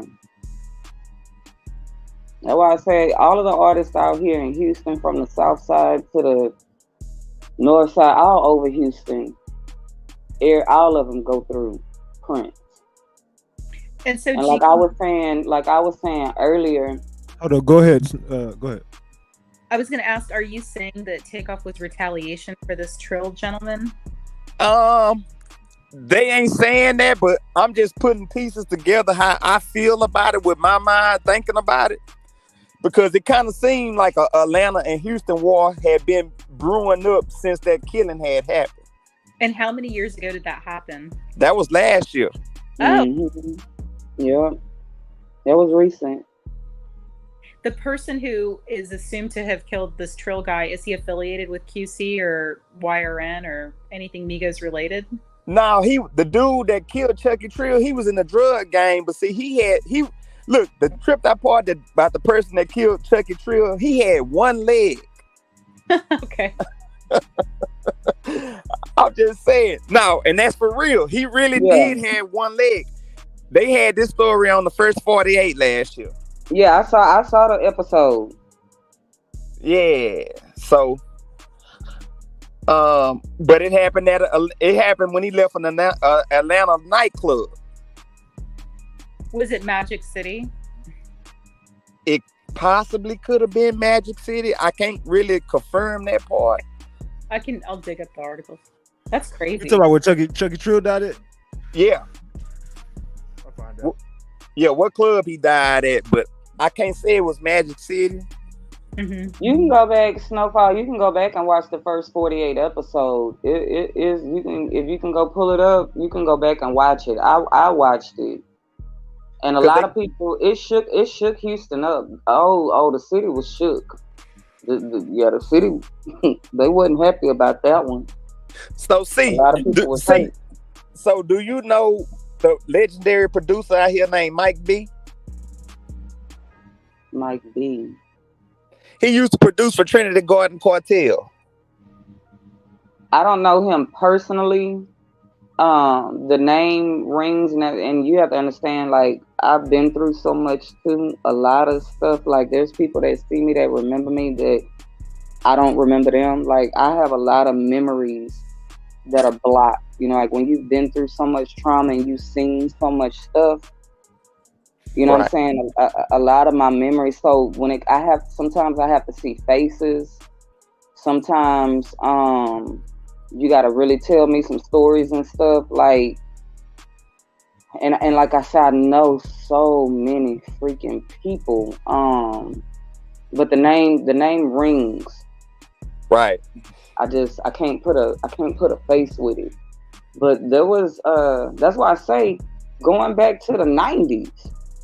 Go back to the 90s. I'm right there. I know you. I'm talking to Snowfall and everybody that's listening. Y'all really want to know, and that's why I feel like it's starting to feel like the 90s all over again. With how the city is going, and when it comes to the Prince family, it's like they taking us through the 90s all over again. Because the 90s and the early 2000s, a lot of shit went down, and Rap-A-Lot stayed in the headlines. And we ain't have social media back then. Right. They stayed in the news. When it came to Bushwick Bill, when it came to Big Mike, so many people when it came in the industry, the Tupac situation, the Biggie situation, like, that's why I say, I've been telling people for many years, I'm like, man, y'all tripping. That man tentacles is so freaking long. Y'all tripping. Everything got to go through this man. I don't care if it's from New York. I don't care at this point from France, Canada, around the world.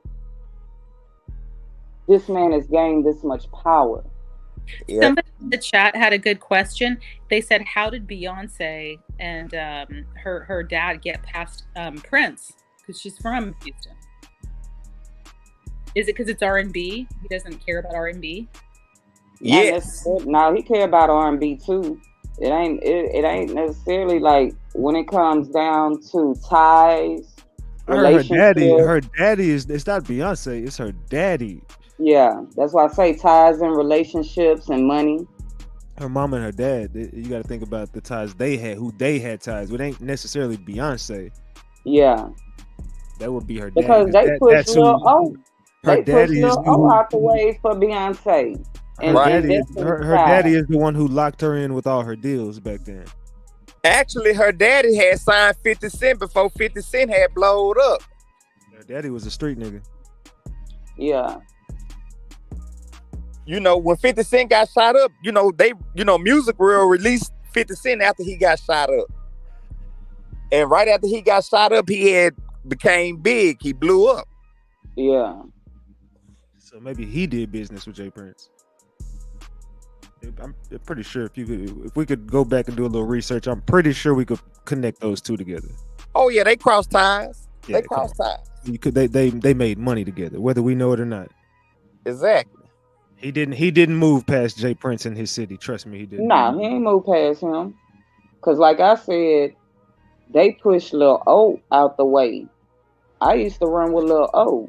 Lil O, they was signed. Lil O was supposed to blow up huge. And he was on his way. He had signed and everything and was on his way. And the next thing you know, Destiny's Child, they pushed Lil O out the way and blew them up. Go back and look at that.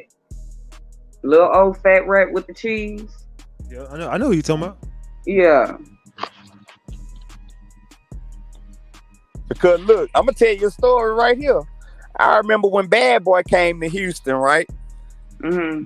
And they had a pep rally at Forest Brook High School. I know you know about Forest Brook. Yeah, I know Forest Brook. I know a lot of people went to that school. I went to the Brook. And Diddy did a performance at Forest Brook, and they got a call from Jay Prince Sr. to tell him to come check in on 97.9 Alive. Yeah. The box. Yeah, I remember that. You remember that? Yeah. Okay. That's why I say, just the thing with Master P, when No Limit was coming, P was like, I ain't checking it. All of that was all over the radio, the news stations, everything. And then I got to witness it firsthand.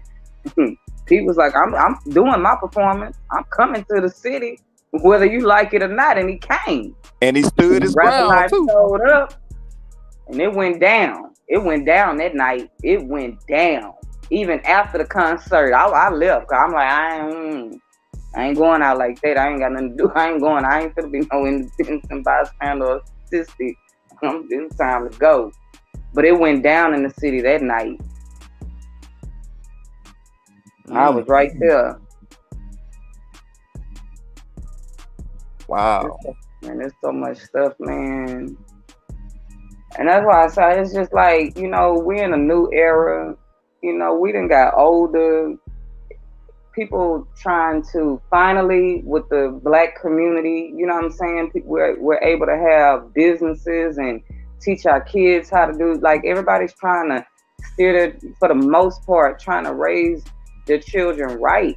And then boom, we getting taken all the way back. We getting knocked all the way back all over again. Right.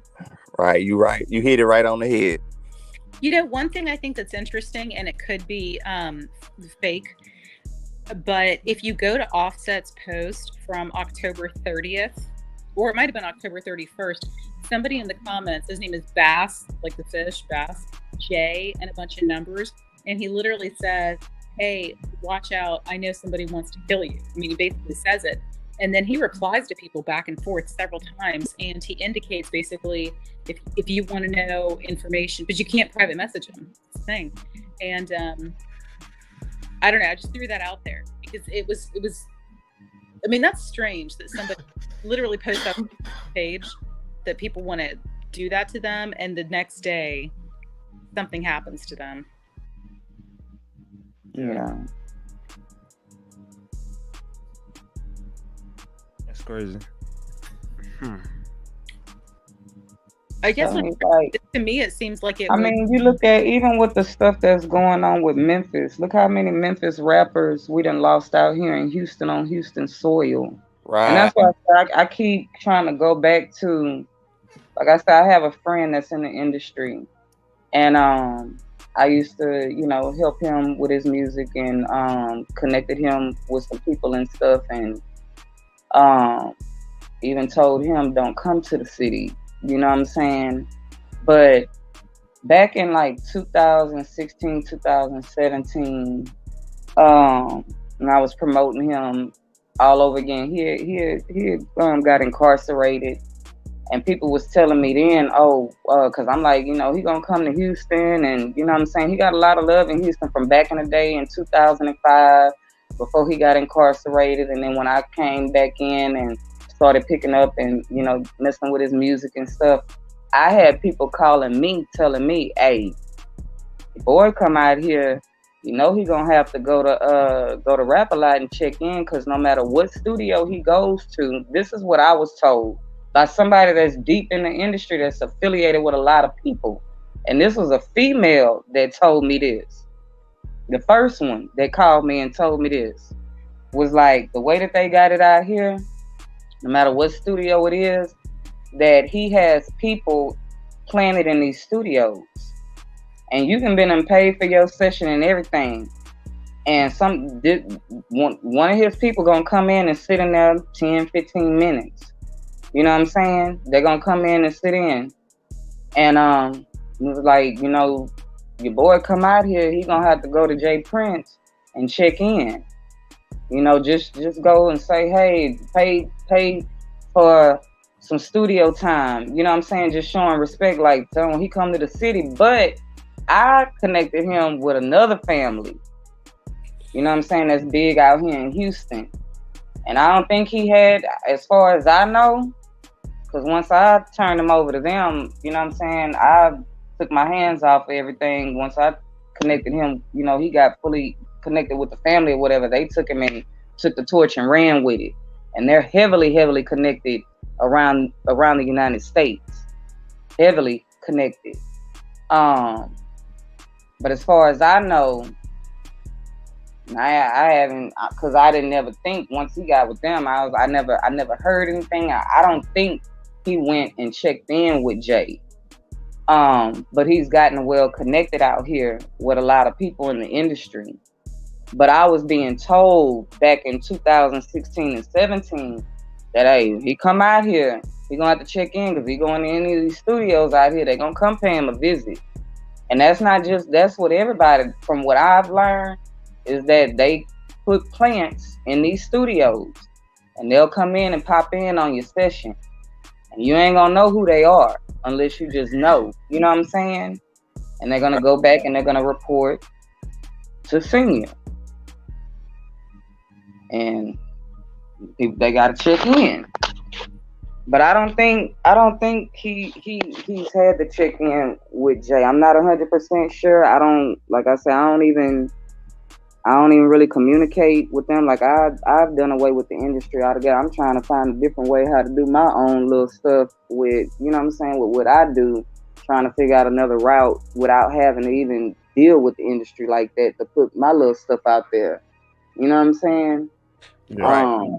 Yeah, because there's too many snakes, and the way this stuff is going is even worse than the 90s. It was bad in the 90s and the 2000s, but it's way more worse now. I mean, rappers are dying every single day. I'm telling everybody, I say all the rappers need to pull out and go underground. Right. Because, you know, when we was talking about Raid earlier, remember Raid? Yeah. You know, Raid was connected to 1501. You know that, right? Yeah. Okay. Yeah. You know, a whole going back, like we gotta look at that too. The stuff that's going down with Megan, like all of this stuff is tied in. All of this stuff is tied in together. And it's funny that you brought her name up because I knew Megan before she even blew up big time. My boy used to manage Megan a long time ago. Mm-hmm.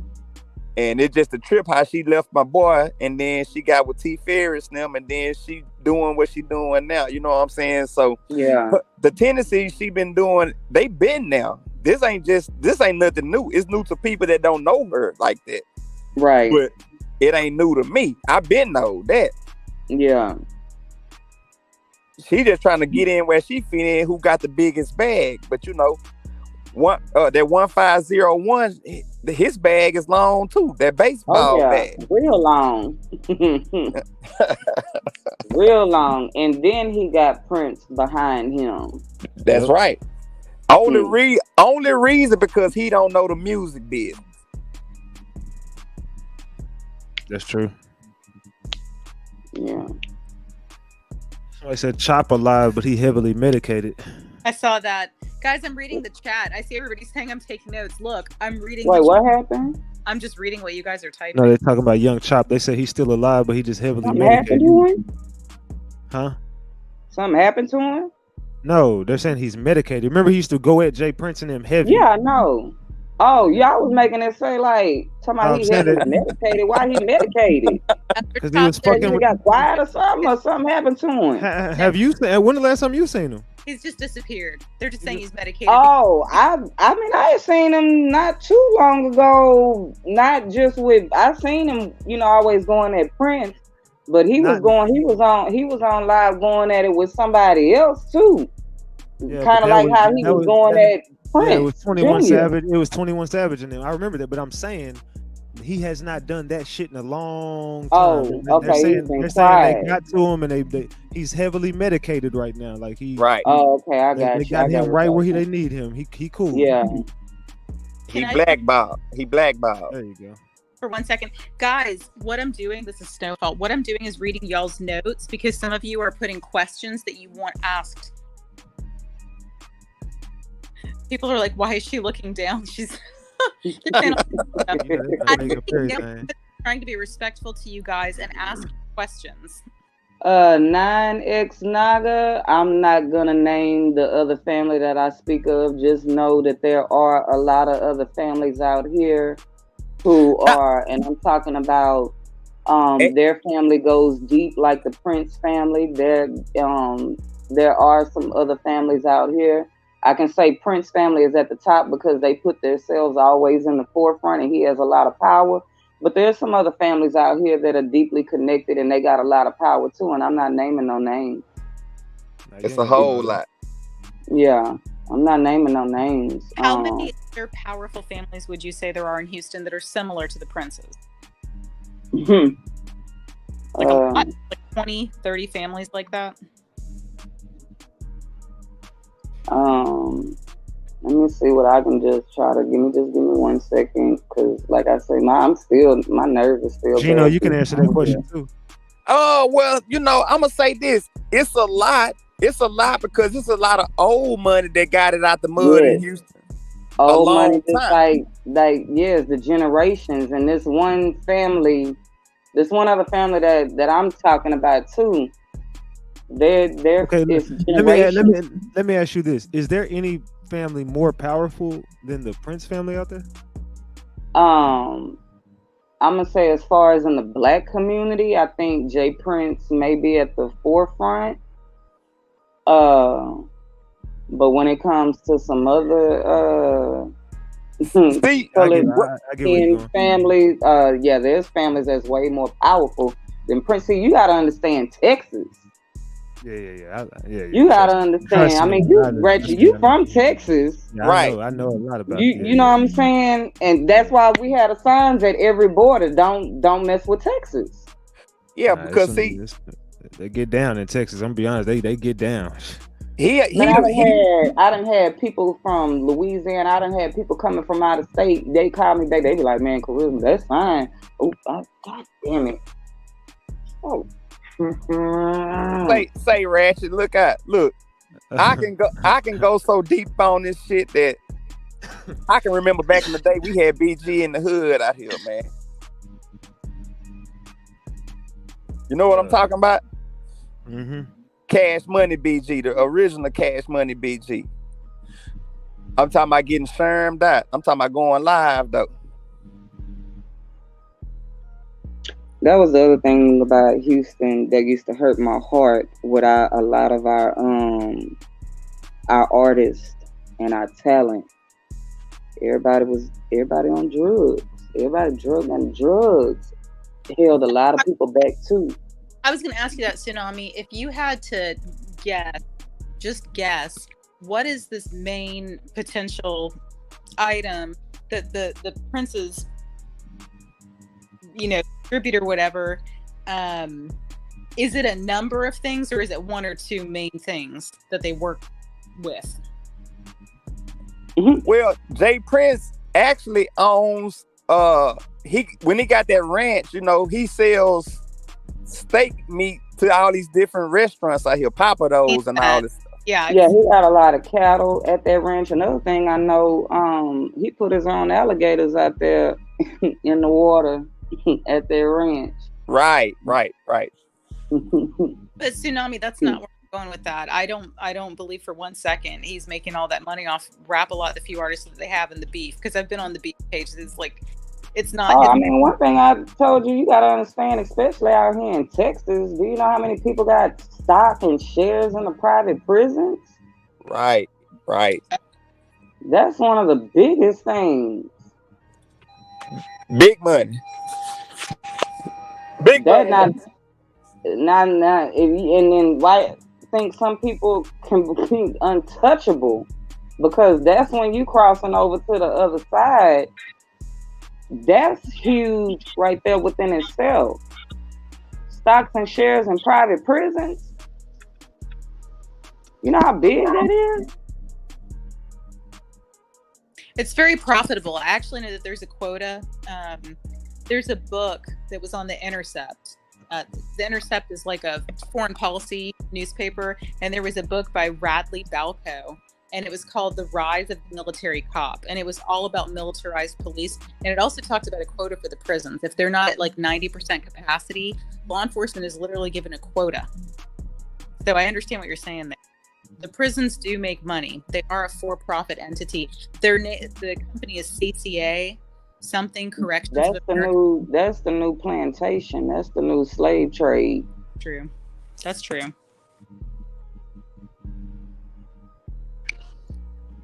I mean, I'm gonna tell y'all, Mattress Mac. Don't you? I was in elementary school. I'll never forget this. I will never forget this. When he got out of prison, they used to make him go around to the elementary schools and give his little pep talks. And he used to always talk about the monkey on his back. Mattress Mac was transporting big drugs for the government.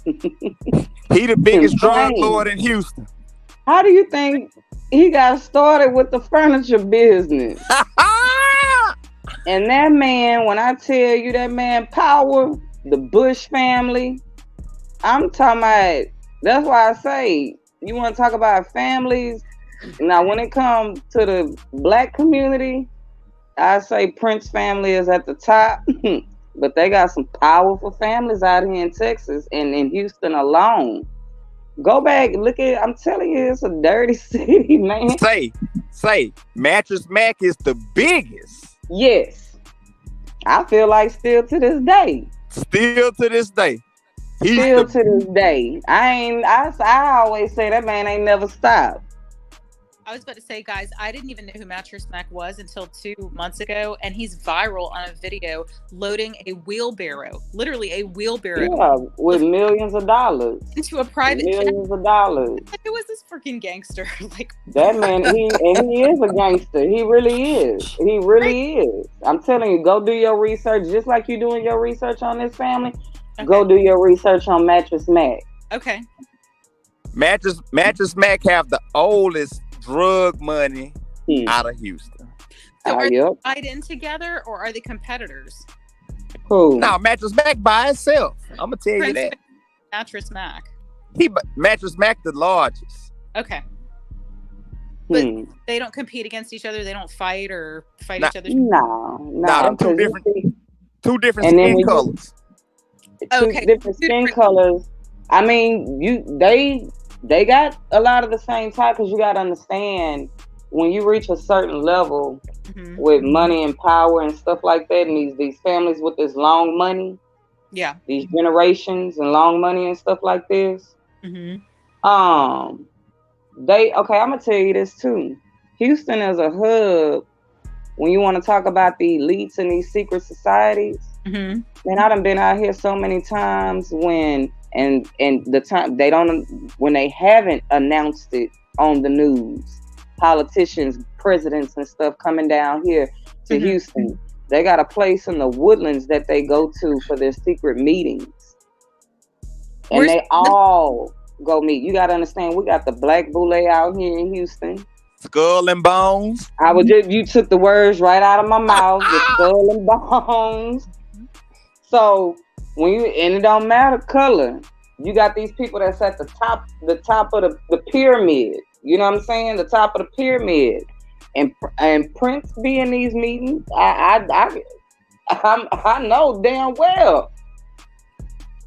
Cause you got people that have the power, just like when it comes to the presidency. I don't vote. Because they know who they putting in office, when they gonna put them in office. They know these years and years and years in advance. You know what I'm saying? They have these meetings and they go sit down. Basically, they go sit down at the round table. Wow. So when you look at all these powerful entities, just in Houston alone, like I said, they have one place I know for sure. They have a location in the Woodlands that they go to.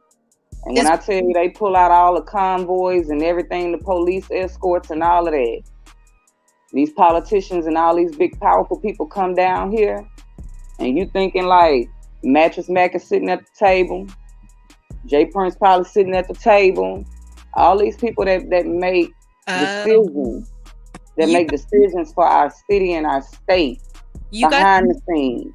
You guys are hitting on something that Ratchet tried to help me understand last night. Ratchet, do you remember what I'm talking about? Go ahead. So remember we were talking about, could we, escalate the matter and actually get some type of support? You know what I mean? And I talked about airstrip in Mena, Arkansas. And I talked about how confident Jay Prince had to have been in 2000 to approach Al Gore for a bribe. You can't approach a vice president without having some type of previous relationship. And I said, isn't it interesting that on the record, in books that I've read, there was a landing strip in Mena, Arkansas when Bill Clinton was the governor, where it was known that the CIA was flying in, items into Arkansas. And I thought, isn't that interesting? Arkansas is pretty close to Texas. I think it shares a border. Yeah, right down the pipeline. So that's tying into Tsunami's indicating, is that there is a government relationship there potentially. Because Arkansas ties right into Memphis. Right. Yeah.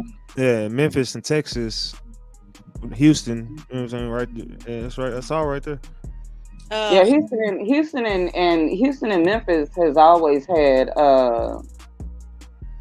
for many years. That's always been a huge connection relationship. Arkansas is literally right there. You can, in Arkansas and Memphis, right, like same time.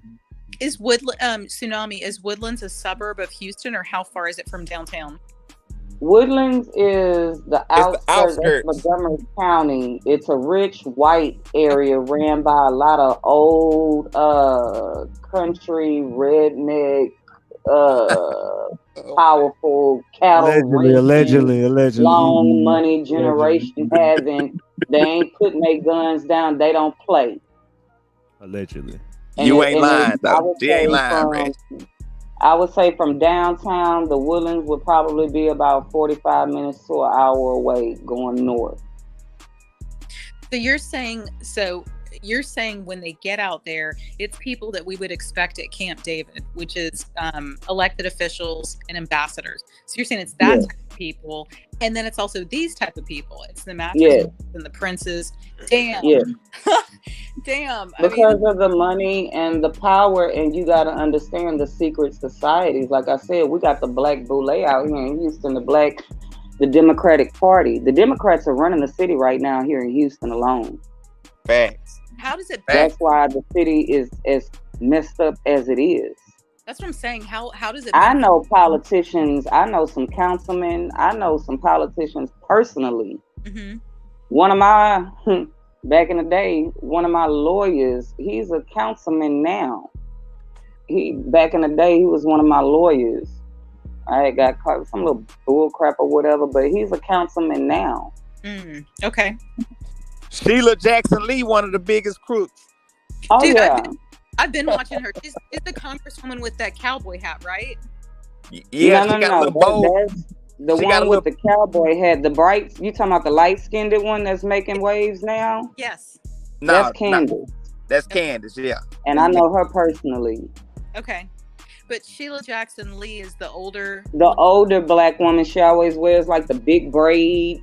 Yeah. She always shows up at all the concerts, giving the keys to the city and the proclamations. And Sheila and Sylvester are like hand in hand.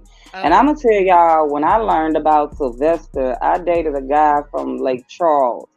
And his grandfather happened to be a state legislator in Lake Charles. Okay. And his mom used to tell me stories. This was way before. This was when Sylvester was just a state representative out here in Houston, and how crooked and how dirty Sylvester was back then. He's always been crooked and dirty. And then when I seen they gave this man the mayor of the city, I was like, oh Lord, we down bad now. And look at the city now. Right. It's a mess. Let me ask you this: do you think it's premeditated? Like what I'm seeing, if we tie it all together, is CIA planes fly it in. The politicians work with these distributors. Do you think this is actually like a premeditated plan to destroy Black communities? And that's speculation. Nobody really knows, but it seems so calculated. They are destroying our Blacks. I mean, look at Third Ward. They gentrified the crap. I mean, Black families that have built their houses with their own hands being forced out of their homes. Wow. They done gentrified the crap out of Third Ward.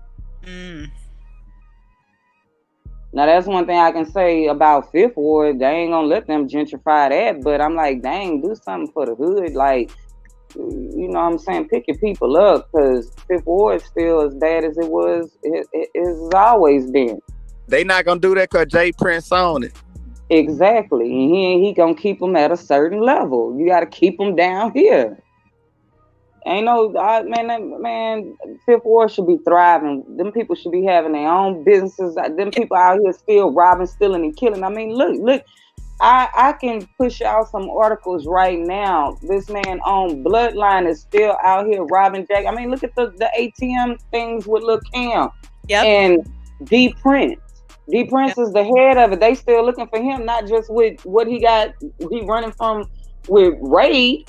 Nah, but also what just recently was going on. Say that name you just said. Nah, they got him already.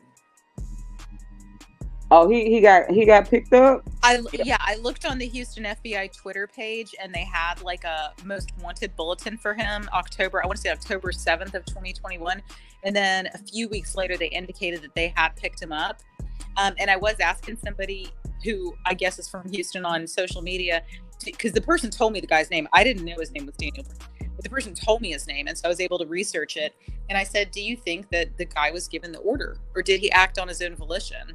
And they said, well, maybe D Prince could have acted on his own. I don't know if he had that type of power to take that action on rape. As far as what I've known, they can't act on their own. Okay. If they do, and it's bad in the eyes of Senior, there's gonna be a consequence. So let me say something. Let me alley-oop to that what you just said. So when you said they can't act on their own, so we can all say this, we can agree to this. At that shooting at that bowling alley that night, they just didn't act on their own. Somebody gave the order. Nah, cause like I said, going back when your boy MP had the camera, what y'all call him? Holiday Heart. Holiday Heart. I call him Latifah. Talking about we got some straightening to do. Yep. It was already, the green light had been, I don't know when the green light was given. It might have been before they even came to the city. Right. Something was going down that night. Was going down that night. And the only thing, now I don't know if this was like cause the way that they doing everything nowadays, just like with the Kanika Jenkins case, just like with Mo 3, which I'm shocked about, dog, that we getting that the feds and everything and picked all that up, because I thought we wasn't gonna figure nothing out, because they put out these little patchy little videos or whatever for the public to see, and then we all sitting up here. It's like when you go to these doggone dinners, and it's the murder dinners where you gotta solve the murder or whatever, like. It's like that's what they doing to the public. And we sitting up here for years and years, and we still trying to figure this out, because they not putting out all the real information. Some of it is fake. I'm able to see some of it with my own eyes and see some of it is fake. And okay, I'm not going off a subject because it's all tied in together, but y'all please just follow me. Put y'all on some game. Okay, the thing that happened with Nipsey Hussle, right? I'm the type of person, I've always been observant. I naturally pick up on things, patterns, behavior. I have an eye for things. Okay, when they first put out the name of the person that allegedly killed Nipsey, Eric Holder, the name, I was like, wait a minute. Eric Holder? Okay, who's this? Is it the Attorney General or Yeah, Eric Holder is like the U.S. Attorney General with okay, yes, the U.S. Attorney General, right? Yeah. Mm-hmm. So while we sitting up there watching the video, and they was saying how this Eric Holder, who allegedly killed Nipsey, remember they say he had kicked him in the head, right? Mm-hmm. Well, I'm sitting here watching a video and I slow it down. He never kicked him in the head. It looked like it, but if you really pay attention, his foot never touched his head, right? Well, like I said, I've always had discernment. My intuition has always been high. I've just been born that way. Something came up in my intuition. I go to YouTube and I type in Eric Holder kick. Mm-hmm. Do you know what comes up? And you might be able to go type this in yourself. You may have to scroll a little bit. But I believe that it'll still pop up because I've still been trying to put people on game. So when I type in Eric Holder kick, guess what pops up? Going all the way back to the 90s, the U.S. Attorney General, Eric Holder, when they talk, he has some videos out there talking about gun violence and talking about the music, you know, all the violence that's in the music. And what he's saying is that he's going to have to brainwash us just like they did with the cigarette campaign. They're going to put it everywhere and they're going to brainwash us to try to make us feel like cigarettes are bad. But y'all the ones that put it out here. You see what I'm saying? Like, just like with the guns. Y'all the ones that put the guns out here. Y'all the ones that still putting the guns out here. I know some armed dealers personally. Y'all still the ones putting the guns out here. But if you go back and you look, you type that in and you look at them videos that come up with Eric Holder, the U.S. Attorney General. Yeah. This is part of what they're doing. Just like they created the gangster rap with NWA. A lot of the rap groups, music, I'm gonna tell you, it started with the Beatles. They created that group for a purpose. You're touching on something. I'm gonna find a book. Hang on one second. Sorry, continue. They created the Beatles for a purpose. When the cocaine and all the drugs and all of that was big, to get everybody hooked on all that type of stuff, is to program us and brainwash us, just like they did with a lot of these rap groups. And NWA was one of them. And if you start paying attention now, you look at a lot of these people that have made it big in the industry, they are related to somebody in the industry. It's a bloodline. And a lot of these characters, we call them characters now, they have been created. We thinking that these are just people that pulled it up out the mud, the hip hop, and everybody, they getting in the industry. And now a lot of these people are related, bloodline, and that they letting them come through because at the end of the day, it's an agenda. It's for a purpose.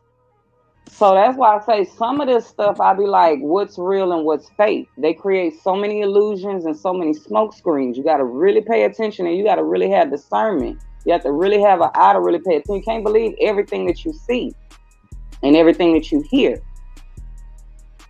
Now, with the Nipsey Hussle situation, I still be on the fence about that one because it was a lot of fake stuff that went on with that. But it also happened for a purpose and a reason, and it's all tied into this whole gun violence thing. They trying to do away with gun violence, but how you trying to do away with gun violence when you just did a whole open carry law? And you had all these people, allowing all these people to go get guns. So easily. I want to touch on something you said, Tsunami. You said that the disruptive type of music started with the Beatles, and based on the books I read, look at this. This is called the Tavistock Institute. Oh my God, I love you. I love you. I love you. I love you. Oh my God, I love you. Do you know my main Google account got taken down because of that author? 5:30 in the morning, I was up. My family in Virginia, everybody praising Obama, and I'm trying to tell them the truth about Obama. I read in 2003 this author that you have, Dr. John C. Coleman, he wrote a book called The Committee of 300. The original book that he wrote was in 1981. In 2003, somebody literally, while I was at work at my desk, somebody walked by and dropped this packet in my lap and said, you need to read this. And it was the revised edition of The Committee of 300 by Dr. John C. Coleman that he wrote in 1991. Do you see now look at this. In 2010, he did another revised edition of The Committee of 300. And I bought it on Amazon for $26, right? And alongside with that book, he also wrote a book about Obama. It's called Obama's America, telling you the truth about Obama. I have right? that too. So look, I'm on Facebook trying to get my family to understand the truth about Obama. And I happen to post these two books on Facebook because they're hard to get now. You can't buy this man books in the stores nowhere. And now it's even harder to even get on the internet. The revised edition, the 2010 edition book that I have, I bought for $26. That book going for $300, $400, $500. The average is like $100 and something. It's hard to get because of all the true information. Everything that man has spoken of and put in them books has come true. Yeah, you got it. Here you go, Spies. You got them. Do you know I'm talking about within seconds of me posting it on Facebook, my main Google account got taken down? Yep. Damn. Leave you. And you're right, these books, I bought all of Coleman's books and I literally told my sister we have to keep them in her house. You have to keep them. Make copies and share them. I tell everybody. You're right. They now charge $500 for these damn Yes, books. I tell you, they're going for like $300, $400, $500. I bought the book for $26. Goals on Amazon, brand spanking new. So guys, just to tell you about Tavistock Institute. So my dad's a psychologist. I'm really into this stuff. The Tavistock Institute is a British think tank. Okay. A think tank that uses psychological warfare. Their goal with the Beatles didn't write any of their lyrics or their music. And it was so different from the music that existed before. And it was created to disrupt specifically white culture, but to turn children against their parents, to make them rebellious, to make them tune in and burn out and drop out. So if you guys are into any of like the white culture stuff, everything that happened in the 60s and 70s where people were dropping acid, Timothy Leary, all of that, those guys were all CIA. So I think what we're piecing together is that all that rock and roll stuff is on the record that it was CIA. Kind of like you guys are talking about COINTELPRO. This was what they did to white people. And so I think what we're talking about is that might be also... They're now doing it to black people because it went from the Beatles, it went to heavy, hardcore metal rock. Yep. And now it's into hip hop. And now that recently they said the disruption in the 90s used to be like heavy metal, and now you don't have heavy metal anymore. But the rap is what's making kids aggressive and rebellious and doing violent things. Man, that's crazy. Yeah, it is crazy. Yeah. Everything you're saying, Tsunami, makes perfect sense. I took a picture and sent it to Ratchet before we got on the live, and I said, look at this pile of books. I've read all of these, and all of this supports the things that we're talking about. And I mean, it made me get real active. See, the thing with Dr. John C. Coleman, he was a physicist and a field agent for the government, but he was also a Christian, even though he was European, British, or whatever. British. Yeah. When everybody want to talk about, like, they call it conspiracy theory, this man is the one that started putting all the truth out there. Everybody's been piggybacking off of him. Yeah. Everybody's been piggybacking off of him. And then also back in the day, a lot of my friends that went to prison, the other books that were out there at the same time that he was putting out books, because this man been putting out books since like the 70s. Yeah. The Unforeseen Hand and the Pale White Horse. I have the Pale White Horse.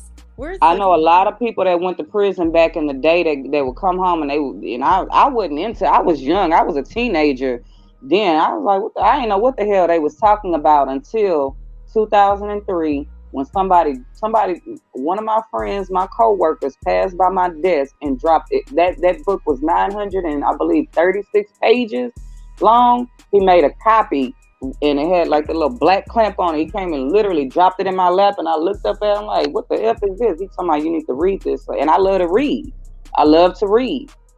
I went home And I'm going to tell you, when I read that last page, I literally looked up and said, this world is an illusion. Everything that glitters ain't gold. I don't know what's real and what's fake no more. Because like I said, I've always had discernment. I've always had intuition. That's when I feel like I had like my pineal gland popped and the light came on and I started having my awakening, because I've always also been a very spiritual person. I've just been created that way, was born with certain spiritual gifts and things like that. I see things through dreams, always have, still to this day. So it was like the light bulb went off for me. So, guys, and I see it. Real quick, guys, I see in the chat, how does this tie into Takeoff? Guys, what we're indicating is that there are, obviously drug distribution channels throughout Houston and throughout like various parts of the U.S., and that the government helps fly in. If you read these books, it tells you the whole story. The CIA funds their black budget because if you look at the U.S. budget, they don't really fund the CIA. They fund the military, Social Security, and all the social programs. But the CIA budget is off the books. They have to fund it somehow, guys. So this is what we're talking about. We're talking about things don't just happen from Mexico to the U.S. Those drugs don't just come in for no reason. They're sanctioned. A good amount of them are sanctioned by the CIA, sanctioned by the government. So guys, a lot of us are very committed to getting justice for Takeoff. And so what I was talking about with Ratchet last night is how successful are we going to be if we pursue the things we want to pursue towards them? Are they protected? So guys, that's why we're talking about the government tie-ins, and you could even call it the Illuminati. I mean, that's basically code word for the government at this point. Mm-hmm. Right. Wealthy people. I mean, when we say Illuminati, we're basically talking about elected officials and super. It goes back to the bloodlines, the royal families. They stole everything. I got poems that I wrote. One is called Jack, and it talks about that. And so let me tell y'all this, that book I was saying about the pale horse, that book is called Behold the Pale Horse by William J. Cooper. That's the author. No wonder I get along with you guys so well. We've read all the same stuff. I love y'all. I swear I do. I love you too. I love you too. I mean, it's crazy. But like what I was saying to Ratchet last night, I'm going to definitely give this a go. I'm absolutely going to give it a go. And based on the things that we're talking about, guys, they have a tremendous amount of power. And apparently they have the right to murder people who are very well loved by the public in front of the public's eye. And, you have TMZ putting it out there to, like I said, traumatize 22 million fans this group has. And it's interesting to me how this is allowed. I mean, this family was able to do this to this man and give people PTSD, and they're not being prosecuted, and they're allowed to get away with it. Well, they programming us for what's to come. Yeah, because it's about to get real bad. We're in the times of the Great Deception. Yeah. They're putting a noose around our neck and they're tightening it up. That's why I told y'all, y'all really gotta hold your family close. Yeah. It's about to be a dog-eat-dog world out here from now to 2030. I mean, look at China right now. China got me shook. Look at what's going on in China right now. They got me shook because it's not going to be too long before it hits America. I could go down a whole rabbit hole. We'll have to save that for a whole. I know that's a whole nother conversation. but like we're saying, it's all tied in together, even when it comes to this industry stuff. Yeah. But also at the same time, we're in a dispensation in age. That's why I say I'm proud of so many people, because like eventually everything that's done in the dark, it will come to light. And these people only have a certain amount of time to reign and keep giving us havoc. They're going to give us havoc, and they're wearing us out right now. It's World War III. It's a mental war. It's a invisible, silent war. And Prince said it best. Oh my gosh, I love Prince. Prince said it best. He was always dropping gems. If you ever been to a Prince concert, you came out of there with so much knowledge and information, plus a good time. But before that man died, he said it. He said, it's a war on our minds, and the prize is the soul. We're in a spiritual warfare right now. Yeah. Yes. Facts. And they're wearing us out. Why do you think so many people since COVID can't sleep? They got everybody on melatonin. Why you think they letting everybody get drunk? Oh, especially in Texas. Now we can get alcohol to go. What? Texas? Y'all tripping. Tsunami, take a look. But let's get back on track though before we're gonna go down another rabbit hole. I know, but even with with what just took place, with Duke the Jeweler, with Takeoff, with a lot of these other rappers that look at Snooty Wild. Who else we just lost out here? We know the Death Stoll Lotto Cash was connected. The whole Memphis thing, like y'all got to look at all of that. That's tied in with Houston as well. It's all connected. In Memphis, it's all connected. Mac Critter, one of Gucci Mane's artists, Mac Critter, just killed somebody in retaliation. Yeah, a week ago. And that's why I'm like, I'm shocked to see what we're getting with the Dolph case, and I'm praying. Now that's why I say it's a toss-up right now with the Prince family. It's either him reintroducing himself to show everybody how much power he has, or they're finally getting fed up with him, and eventually this is gonna come back on him. I just know for the citizens all across, not just in Houston, not just in Texas, like we're tired. We're tired. And this is not the future that we want for our future generations. Trying to raise our kids out here, man. These 12 and 13-year-olds out here killing each other, luring each other out and setting each other up. Like, it wasn't even that bad when I was in the streets. It was bad when I was in the streets, but I'm like, Lord have mercy. I'm man, I want to talk about Mo 3. Yeah, I'm scared to go outside. I'll admit it. Because ain't nobody playing fair. Ain't nobody playing fair. And you don't know what agenda, you don't know what motives anybody got on their minds these days. And then just even out here in the city of Houston, I be like, where's the fire marshal? Has shut it down. We over capacity. Because you got people coming. Okay, one, you got everybody moving in everybody coming to Texas from all over the United States. Then when you want to go to the broader scale, when it comes to the government and nationwide, you got them, they done moved the Ukrainian refugees out here, and we're having to pay to house them. The little Taliban thing, Al-Qaeda or whatever that just happened not too long ago, and they sent a bunch of the refugees back out here again. We're having to pay and house them. And you don't know who is who and what's what. You don't know who affiliated, and they open it. And then when Obama was in office, and they opened up the borders and all them people got in, it wasn't just people coming from Mexico. Them people was coming from the Middle East. So the crime out here is at an all-time high. That's why I say I ain't never seen a city look like this. I see what you're saying. It's chaos. You got all these cartels, all these different. They want to put the label and call people terrorists when America is. My bad. But I'm just saying. My bad. I'm just saying it's so much coming in. You're going down to, you know what I'm saying? I know. Okay. I got it. Remember, you're doing that Willard shit. Come on. Oh man, we in the weirdo hours, Ratchet. We in the weirdo hours. It's past 10. My bad, but yeah, I can. Sometimes I can go pretty deep, but it's just basically what I'm saying is it's just getting bad, but. Yeah. There's a lot of people that are starting to stand up. You know, people are becoming fearless all over again. People are having enough. And that's what I said is if we I am going to drop the link at this point, though. If everybody starts standing up and raise up, we come together.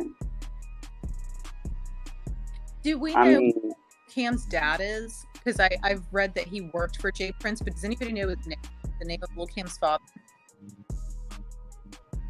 Say, Ratchet, I'm gonna drop down a minute, man. But I want to just say this, man. We gonna get justice for Takeoff, man. We gonna ride this thing, man. Snowfall, Tsunami, just meeting you for the first time. Got much love for y'all. Much love to you too. Stay safe. You bold. You bold.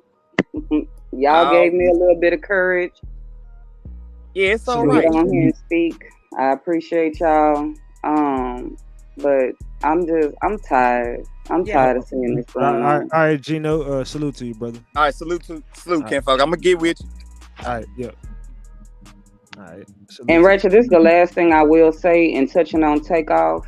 When I tell you the majority of the city is ticked off, especially, and I'm glad that was able to be seen when Junior walked over Take like he did.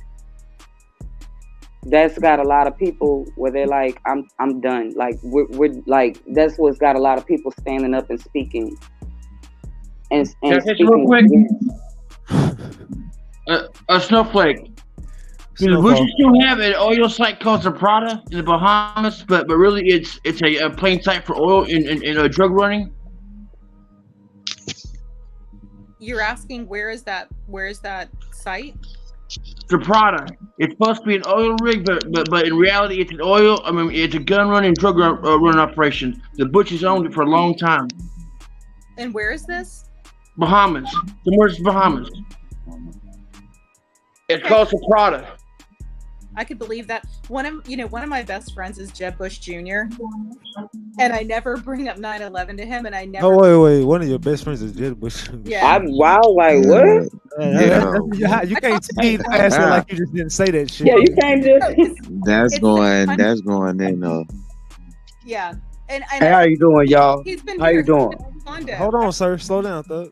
He's been right here in my condo, like so because he's in Miami. He lives in Miami, but I never mention this stuff to him. Believe me, I'm dying to ask about all the stuff I've read about the Bushes, but I never do. It's like these people are within reach, but you can't really address them. No, them people ain't in reach for me, shit.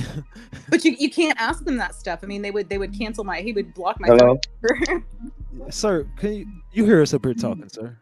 Oh no, I'm sorry. I apologize. Thank you. Tony, what's up? Somebody has I just think connection it's crazy. Y'all bring up the whole I gotta figure out who got that connection. Give me a second. Guys, you know what I want to know from our Houston Connect? I want to know more about Christopher Walken's Bankroll Chris. I have added him, on social media. I did a DM to Bankroll Chris, and because it's Tsunami. Okay, it was Tsunami who got the connection. Okay. So going back to the case, guys, I have put so much heat on the Prince family on my fake account, on my troll account. I was trolling Ashley Prince very hard because, guys, if you look at what she posted when Takeoff died, she posted, "You have to separate the truth from the trash." Takeoff. She didn't say R.I.P. Takeoff. So I've been trolling her hardcore for the last 2 days, and she looked at my comment and she blocked me. So I feel like a hit dog will holler, and the fact that she blocked me for me telling her that her dad's a crack dealer and like all this stuff means she's running. So I've now continued my own Tavistock Institute, my own psychological warfare. So what do you think about Jay Prince and Al Gore's relationship? To me, because Al Gore was connected to the Bushes, correct? No. Al Gore is a Democrat, so he was the vice president for Bill Clinton. So they were connected at some point. Yes, yeah. So they were both in the White House together for 8 years, and from 1980 to 1992, Bill Clinton was the governor of Arkansas. And I've read on the record that there was an airstrip in Arkansas that Bill Clinton knew about, and that he said Gary Shields allowed to happen. Yeah, I've read all the Gary Shields stuff. So when you look, man, if Bill Clinton was allowing drug running on CIA planes, that's who the whistleblower was. It was the guy who flew the planes. And he said part of the time he didn't really know what he was flying, but eventually he figured out what he was flying and dropping at this. So wait, stop right there, because I've told this story. Mm-hmm. There are 7 people who were flying simulator planes. One of those people ended up driving the one. I got you. You don't even have to say it. I got you. Okay, never mind. I'm not going to. Yeah. Wasn't you kids murdered horribly at the train tracks and actually the cover up? Stop, sir, stop. Willard, not right now, Willard. What we're trying to get to, Willard, is where is the source of power above Prince? In other words, the cartel. I'm telling you. Look, I swear to God, I tell you right now. I watched everything on these motherfuckers from the past 2 weeks. I can tell you some shit. Fuck it. You know what? I'll tell you right now. The cartel in Medellin, whatever, President Medellin, they got 2 shot callers in prison right now that were interviewed by a lad that told the detail by detail who was all doing the running and everything. He's like, what? And that's when they blocked it out because it was on YouTube for about 5 seconds and he had canceled it. Excuse me, my. Can I speak? Oh yes, sir. Go ahead, sir. Okay, now check it out, right? One thing for sure and one thing for certain, you feel me? I'm from Miami. And one thing for certain, I don't like nobody playing with my clothes. You feel what I'm talking about? So you had a young lady talking about something, she from Miami, she done sit up there and stayed in the trap and all that there. You feel what I'm talking about? Yeah. I just want to know what trap you done stayed in, because I'm from Chapalaka. You feel what I'm talking about? All the way from 21 to Bab, 130 feet. Are you okay? About overtime, 4 Sam, 16. Sir, I just want to know. Sir, stop. I don't need your gang affiliations. And that, I don't need your block. Hold on, sir, bro. Sir, I ain't no gangster. Don't tell me to hold on my own platform. So hold on, bro. No, you hold on, sir. Please don't call in here interrupting my show with this nonsense. I apologize for that. So, what do you have anything to? It's just something that I want to say, because a young lady sit up there and say, okay, she was from Miami. She sit up there and step in the trap and everything like that. Does that have any effect on the Takeoff case? No. Yes, it does, because everybody has their own objectives of what's going on. You feel me? People die every day. Tsunami, you got a weird connection. So while you're not talking, I'm gonna mute you because you got like a buzzing sound going. All right. Hold on, check it out. Everything happens to everybody every day. It happens to young kids. You feel what I'm talking about? It also happens to our family. You feel what I'm saying? But just because a person is a celebrity, you feel me? Why is not? What does this have to do with anything right now? What does this have to do with anything, sir? Man, because y'all, I feel like this here. Y'all talking on some hocus pocus shit. Okay, hocus pocus your ass off my show. How about that? Hocus pocus your Compton talking ass off my show. Give me your block number. I don't give a damn, bro. Who cares? Oh my Fuck out of here. Guys, I love your comments. You guys are really trolling, but actually, I'm enjoying it tonight. It's funny. Ratchet, can I just? I don't know about my connection. I just want to correct somebody that was in the comment. I am not a Republican operative. I don't vote. Don't reply to the comment. Okay, I got you. I'm muting. Okay. Ebo, what's up? Hey, what's up, gang? What's up, gang? What's up? Hey, it's loose. It's loose tonight. Yeah, it's loose. We at that point. What's up, Ebo? The one that sent Barry Lord have mercy. What's going on? I'm getting another. What's up, Ebo? I'm trying to talk. I'm trying to talk, but everybody keep going on. Hey, man. Hey, Ratchet Gang going crazy, man. I done told y'all several times how this game work. I've been trying to tell y'all over and over and over. You know what I'm saying? And I mean, y'all say y'all want to march to Washington and make all these calls, but then when you get an answer, they're not going to answer your phone calls. It don't work like that. That's not how it works. You call Washington call the DOJ or something, they call somebody, then they send somebody. You know what I'm saying? This is how it works. And the answer is no false there. The answer to your question, if you want to find out where all this is coming from, is called the Delancey Project. And they got they got several books that they read, and one is called The Influencer.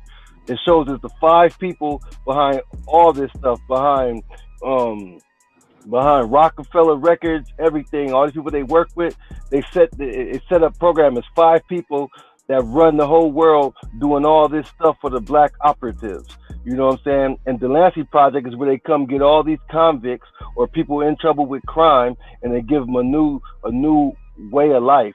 But you're actually working with the government, and they're doing all this gang stalking stuff and all these things, from the probation to juveniles to parole. They're all working together as one. They got everybody down. I mean, they got all the first responders, everybody. It gets deep. You know what I'm saying? I've been through all this stuff. I lived it. You know what I'm saying? I've been trying to tell Ratchet Gang forever what's going on. And like I say, now y'all got somebody trying to point you in the right direction. It didn't just come from nowhere, Ratchet Gang.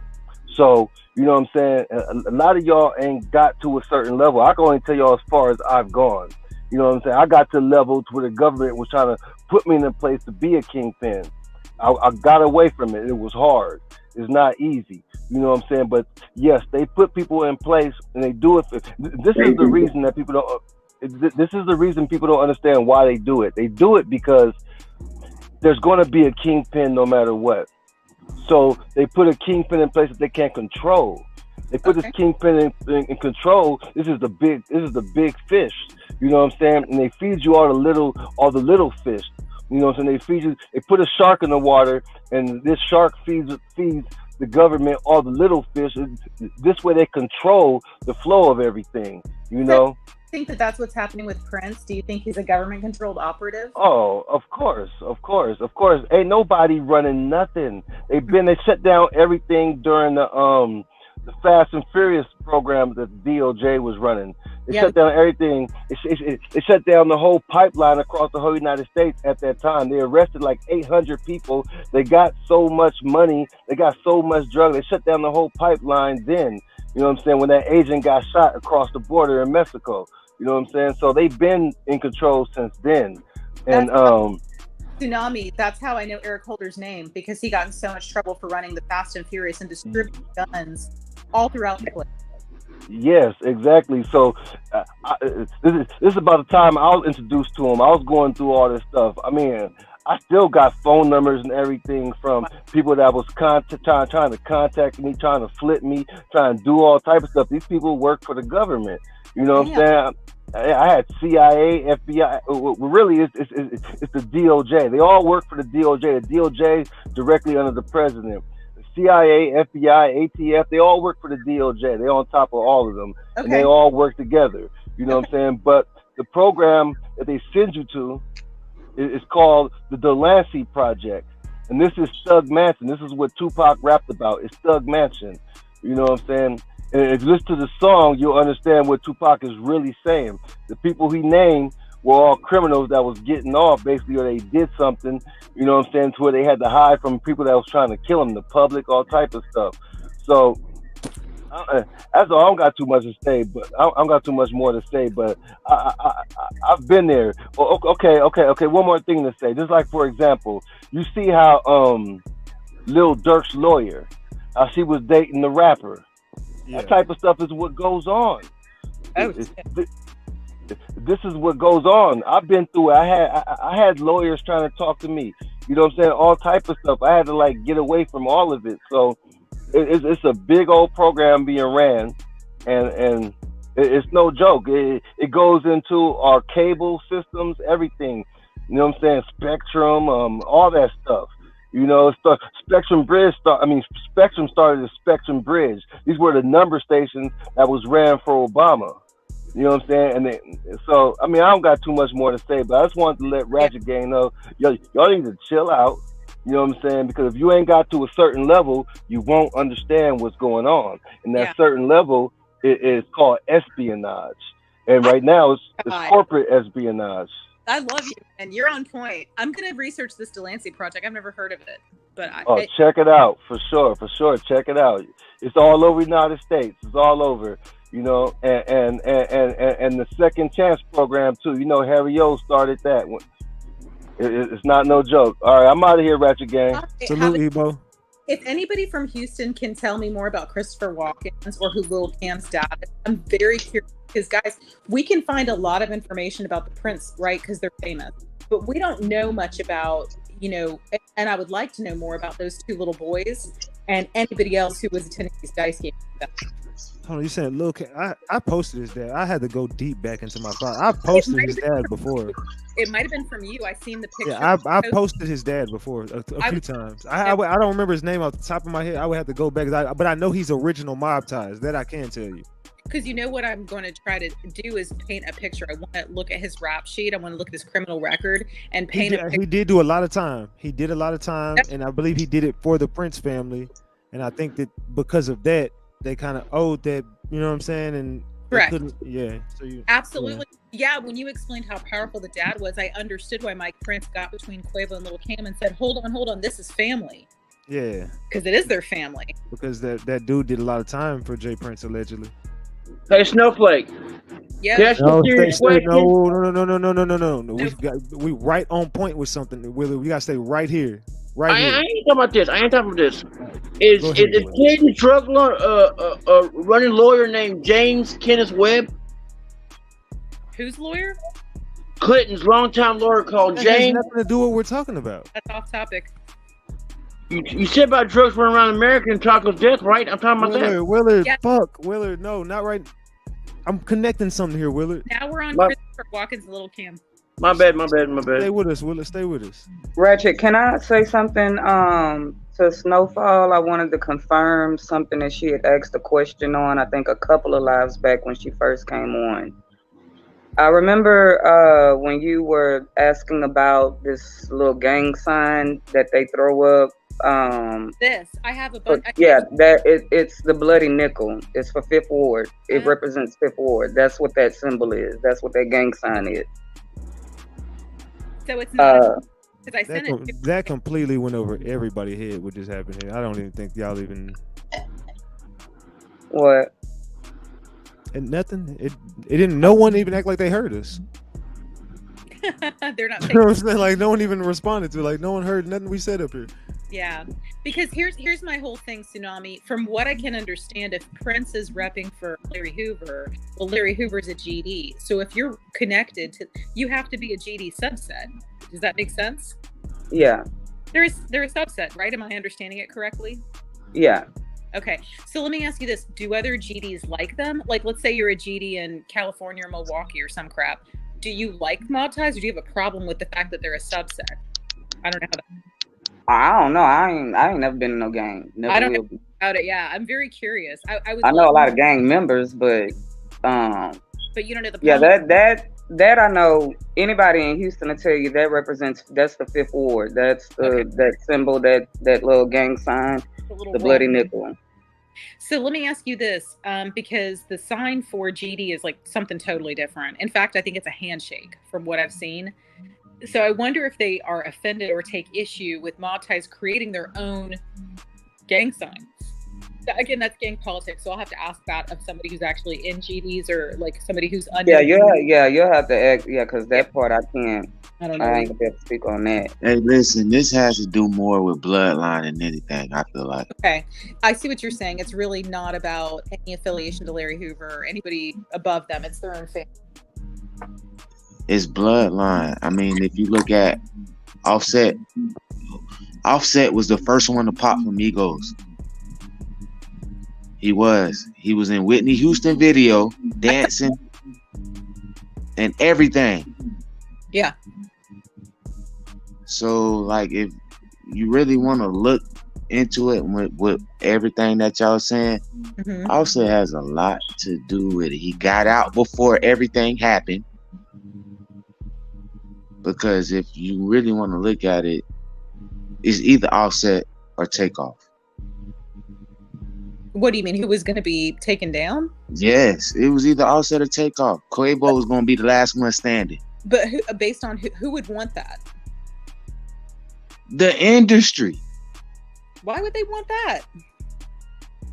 Who is the most popular out of all the Migos? Oh, Quavo. And who's the last one standing? Quavo. But I understand what you're saying, but who would want that above them to make that happen? The industry. That's crazy. The industry would want that. The industry has all ties to everything. They make the last call. Damn, dude. That's horrible. I mean, I believe you, but that is horrible. If that's what it is horrible, but it's the truth. And people don't want to see that. Who was in the car throwing up mob ties? Quavo, yeah. Where was Offset at? Nowhere to be found. At home with Cardi. Exactly. And she got ties. She got him the fuck away from that shit. Exactly. She told Offset to get the fuck away or you gonna die. Straight up. Allegedly, like Ratchet said. Yeah, allegedly. It's loose. What's up, y'all? Hey, what's good? Hey, what's up, Ratchet? Go ahead. I was thinking because a friend of mine pointed something out to me. Now, y'all remember last year Megan Thee Stallion was going through with the record label. And, recently the dude on the record label was calling her out saying she wasn't from Houston and all that stuff like that. Now, that was sometime in September, October?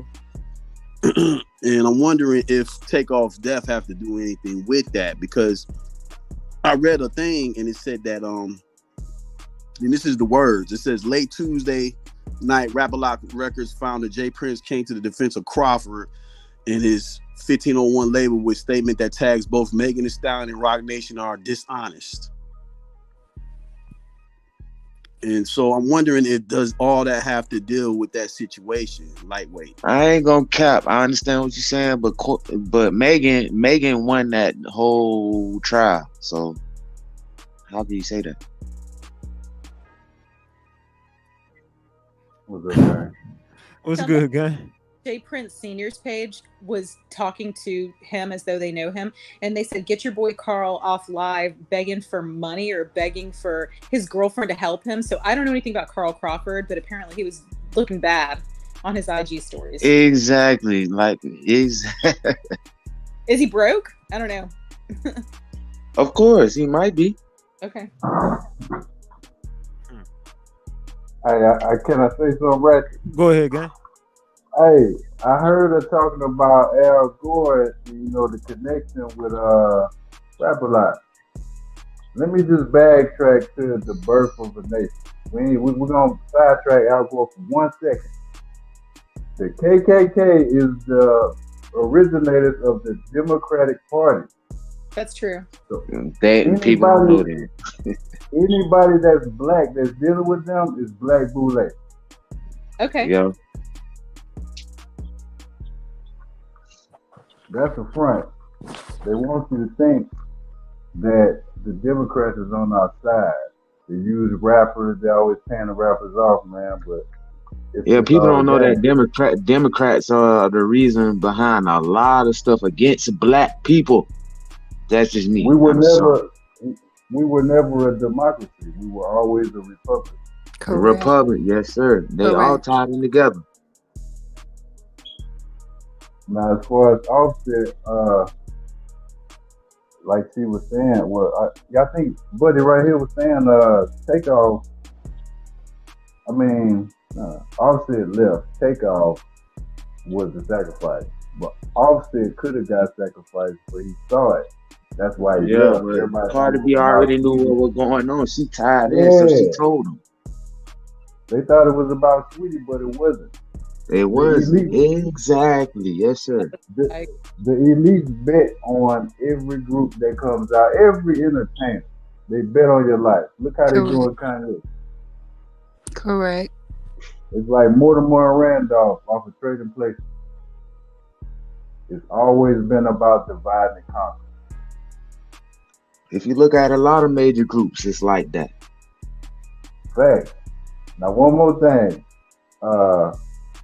COINTELPRO. The same way they can train the CIA ops is the same way they can put them in a Crip gang, Blood gang, GD gang, Vice Lord gang, Latin King. I mean, they put people out for a reason to keep us divided. Gang culture was never about killing each other. It was always about. I feel like we're getting way off track. Though. I feel like we're going way off track. You're right. Well, Ratchet, can I get back on track? I had a question. Okay, I had a question. First of all, before I even ask Tsunami the question, I want to give. Oh, she hung up. Oh, she gone. Dang, I was trying to catch her. I just had wanted to know what was from her.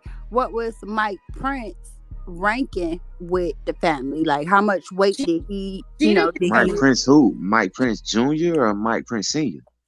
Not Mike Prince. I'm sorry. What's the dude that be rapping Ratchet? I mean, that be dancing Ratchet that we was doing the challenge. That's Mike Prince. That's okay. Mike. So him. That's what I'm talking about. To the other person. I just wanted to know how much weight or rank did he hold with Senior? Question. That's a great question. That's what I wanted to ask Tsunami. But to you, Ratchet, I enjoyed the show. You doing your thing. Keep it up.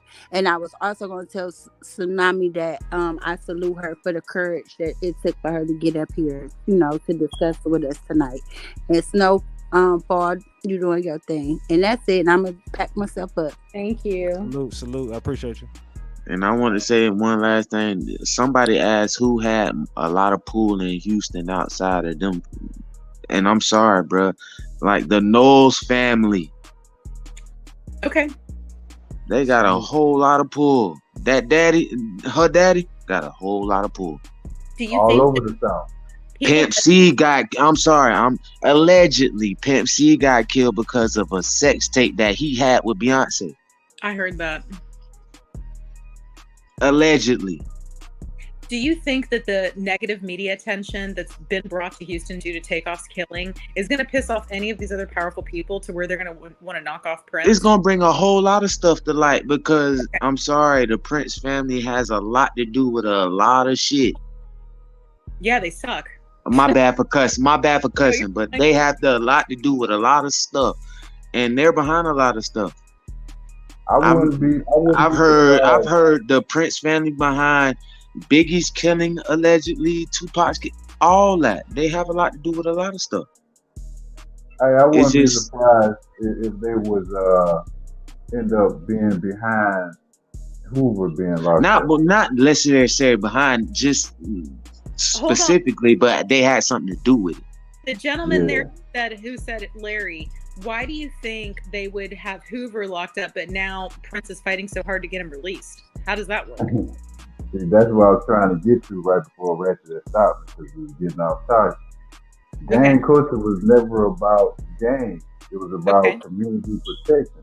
Mm-hmm. But when the powers or the laws, like police officers, when they see it, they look at it as we doing something we ain't supposed to be doing. If we don't have their okay to do it. They never did want us to have groups to strengthen ourselves. Mm-hmm. So the original... make sure you keep that off camera, brother. Oh, okay, my bad. So why would Prince set up Hoover and get? Well, actually, didn't Hoover go to prison in like the 70s?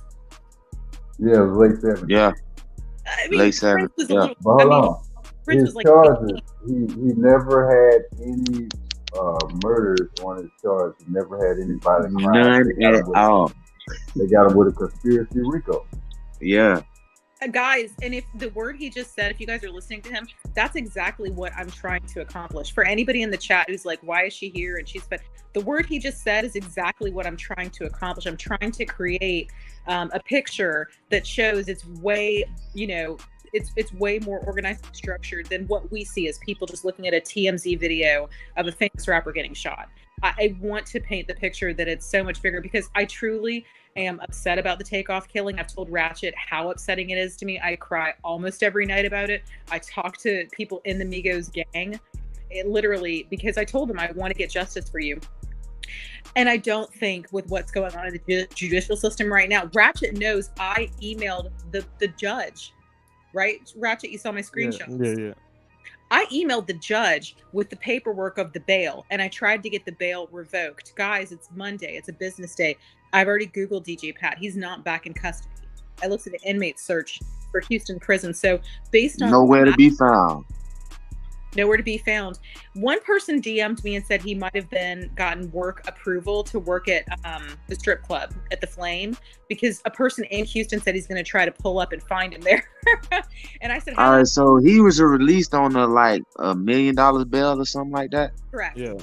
That man worth less than $330,000 or something like that. How did he get off it if they took their names off of the statement or whatever, Like, how did he get out? Look, the bail, like you just said, the bail paperwork is anonymous.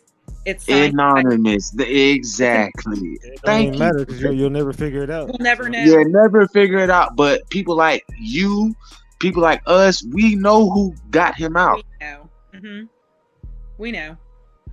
We know, and the reason we know, guys, is because we pulled the paperwork and we saw that Mark Metzi, who's an attorney, a federal attorney, and he signed as the bail bondsman.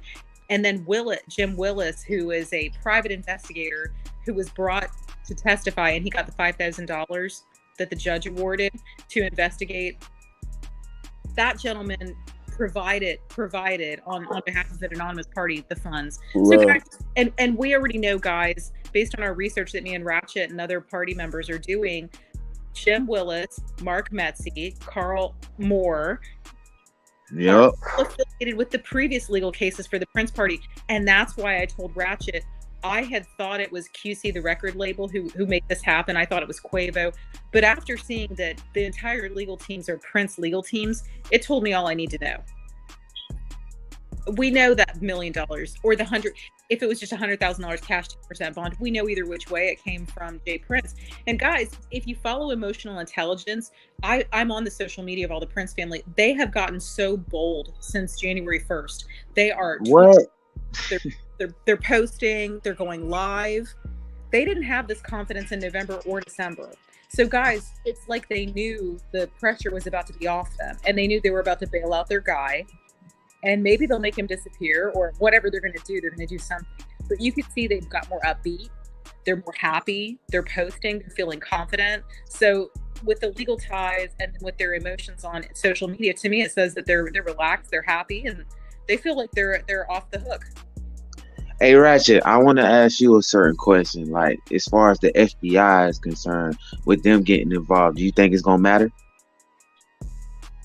Who said the FBI was involved? Tony Roberts said, like, with FBI getting involved with this whole thing, do you think? No, I'm saying who said that the FBI was involved?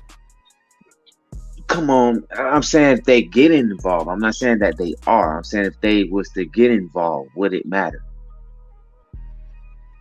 I mean, unless you're gonna take down the Prince family and, like, you know what I'm saying? I don't think they're gonna get involved though. I don't see them getting involved either, because they would have been involved. Because you got to think that what'd you say, Snow? For? All right, so I'm asking that. So I'm my bad. Being that they're already not involved, do you think they have something to do with them not being involved? That's what me and Ratchet were speculating on, in terms of they might be sanctioned CIA drug distributors. Maybe that's why they're never touched, and they can do whatever the hell they want and kill whoever they want. That's exactly what I'm saying. But they're not going to get involved, because you got to think about what happened with Suge and Murder Inc. When they tried to get the record distribution, Jay Prince was supposed to be part of that. So why did he not go down? Right. Suge went to jail. Murder Inc. got shut down. Gotti, yeah, they bankrupted him. So really, the people that know the truth is Suge and Irv, to be honest. Can we do a jailhouse interview with them? Ratchet, do you want to go do a jail? That's where we're going next, Ratchet. We need to get a record. Nah, facts. Somebody got some shit going in their background. Hey, somebody had told me, said Whack 100 is behind Suge getting locked up. No, we're going all over the place. We got to go everywhere, man. We're investigative journalists here. We be spinning. You know what I'm saying? We just start spinning around and we be going everywhere. We're gonna spin the block. But you know, it's funny that Jay-Z book, what is it called? The Tupac book, the White Book. If you listen to that, they make it out Jay-Z's the one that hit Tupac, but he had the connection to Houston. But they never really delved deep into that part. So I find that ironic. That's the Jay Prince and Jay-Z connection through Pimp C. Yeah. That's all about Pimp C extorting people still. Wait, Pimp C extorted people? I mean, my bad. Jay Prince. I love Pimp C. I'm sorry. Houston rapper I love. Pimp C is just amazing. He's a great rapper. But yeah. You know, Ratchet, I met Bun B in 2015. Did I tell you this story? No. And I had no idea who he was. So the friend that I sent you a picture of, Henry, that Republican lawyer, the black Republican lawyer who works for the Department of Commerce, when we were at the Republican National Convention in 2016, my friend Henry was like, hey, I have to go get interviewed by Vice TV. Do you want to come with me? And I was like, yeah, fuck it. And I went, and he's like, and he's from Texas, by the way. And he goes, this is Bun B. And I was like, I love rap, but I only know East Coast. And I was like, who's Bun B? Years later, I realized it's UGK, which I know UGK's music. But Bun B is a super nice guy. He's very thoughtful. When I saw him on this video shouting out, as we all saw on Twitter, shouting out DJ Pat, I was like, this is so bad. This is so bad. DJ Pat is getting shouted out by Teriyaki Sauce Walker, and he's getting shouted out by Bun B. And I was like, This was premeditated, guys. This was premeditated, and that's why I will not let up. I don't care how tired I am. I'm exhausted. I will not let up because to me it was not just little Cam got pissed and did something. No, I'll never let it go, and I want to wait until I can build something to provide to where it'll go through and it'll work. And if I can't nail them on shoot Takeoff, I'm going to nail them on something. That's it. That's all I. I look at it like this. My bad. Go ahead. Go ahead. I was just saying Tsunami was calling in. I look at it like this. Go ahead, bro. We all got kids growing up, so like if our kids wanted to be musicians and entertainers, we don't want them to go down the same wicked road. You know, that's why this got to come to an end. Yeah, I agree. That's all I wanted to say. I agree. Tsunami, go ahead. I just wanted to touch on if anybody has not watched the full Drink Champs interview with Jay Prince, you need to go watch it because he tells you, he basically admits about Pimp C on the Drink Champs interview he did. Yeah. He got a little loose with his wine. I didn't think he was going to be drinking on that at all, but yeah, I watched the whole 3-hour thing and go watch it. Anybody that has not seen it, go watch the whole entire Drink Champs interview with Jay Prince Sr. I've seen the He gave off a lot of gems in there. He told on himself. You know what? And I was telling Ratchet that. I said the only reason I know as much as I do is because Jay Prince's big mouth and the lawyer Leticia Quinones, both of them can't shut the hell up. Yeah. Okay. And I can just say, like, when you know, he's comfortable. And like you said just a minute ago, confident. They have that confidence. That's why they're moving the way that they're moving now. And that's why I feel like it's a toss-up whether, you know, they're going to let them walk and him show his powerful hand once again and reintroduce himself to the world, or hopefully, you know, and I commend you for being brave. You come off as like a financial investigative journalist. It's like follow the money trail. Because, hey, when you follow the money trail, you'll end up with all the, you know what I'm saying, with all the information you need. And but no, I commend you for taking a stance and being bold. Just pray for me. We do. We love you. Salute. Pray for me. Hey, I'm just hoping I'm just somebody that they ain't even gonna worry about no more or whatever. But no, you know, but we love you. Yeah. And you let those people know you've got Snowfall, and I'll come get their ass. But that's why I say what I can see is this is either gonna go two ways. Either is they are actually letting him show his hand to the world, because a lot of people really don't think that this man got the power that he got, and he ain't nobody, and everybody talking about how they not scared of him. Only the people that's scared of him is the people in Houston. After this, you know what I'm saying? Or this is going to come back and bite the family in the head, and they're gonna have to take the head down in order for the tail to fall. You gotta cut the head. I'm going for it. I'm 100% going for it. I sent the screenshots to Ratchet of what I was saying on Jay Prince's page today. And what I'm doing is purposeful.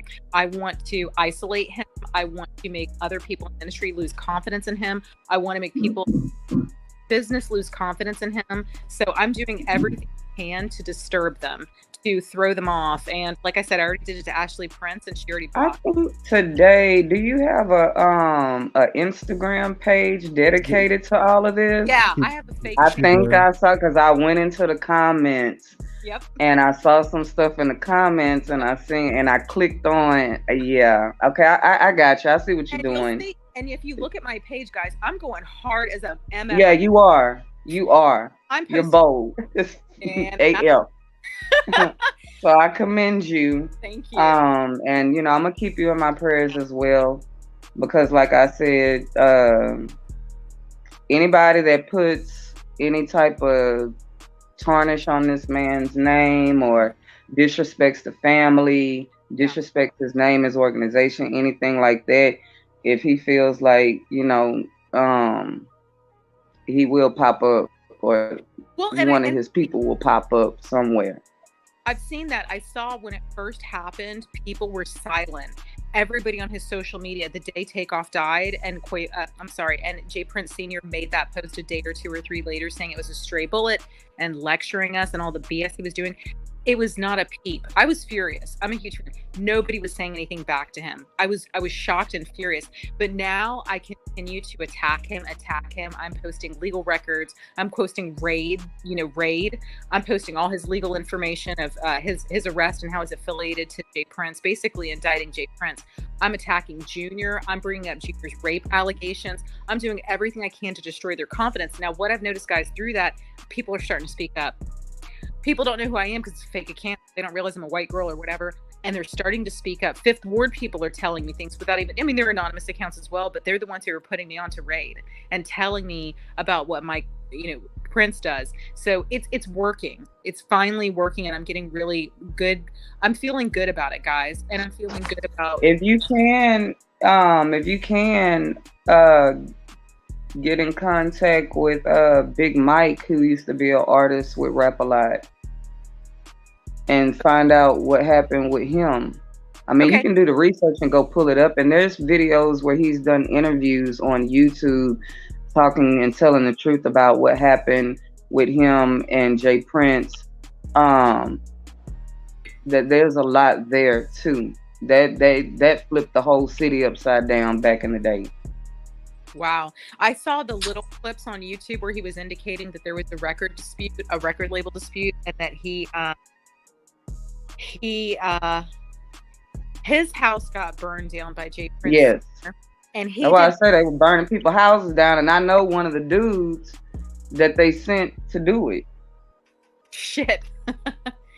And what he said was interesting about Jay Prince is he said he took it on the chin and he did not retaliate in a legal manner. His house got burned down and he was just like, fuck it. You know what I mean? And he said he did something back. He didn't explain what he did, but he said he did something back to Jay Prince Sr. or the Prince family to in the streets, not legally. Yeah. In the streets. He kept it in the street code. And he said the crazy thing is he ended up in jail. Jay Prince Sr. went to the cops and put him in jail. Yeah. Yeah. Facts. It's crazy. It's like Jay Prince Sr. is a Fed, or he is a cop himself. He has to be. I told you, all of the police force, not just HPD, not just because we have different precincts, because Houston is big. We got the Rangers, we got the Metro Police, you got the sheriff. Like, it's broken down. When I tell you, it's just not one entity of the police force. He has every police force task force in his pockets. Are you serious? So there's no call there that's you can ask, anybody can tell you that one. And like I said, I know firsthand from my own experience. That's why I say I knew this man's power, but when them people looked me dead in my eyes and told me, say, man, it ain't nothing we could do for you, that's when I was like, you know what? Let me take this L and go on about my business. Move on, yeah. If there's nothing you can do about it, it's like, take this L and go on about my business. I ain't gotta worry about me. But yeah.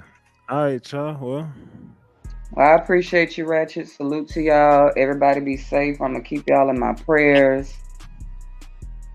And we just gonna pray for the best, that we get the outcome that we're looking for and what we're seeking, and that all this stuff comes to a stop. Like, there has to be a balance, there has to be a turnaround, there has to be something. They can't keep going forever. Yeah, we'll be in touch, and you're in our prayers too. So salute to you, and thank you for pulling up. Thank you for getting this off. All right. All right, y'all have a blessed night. Thank you. You too.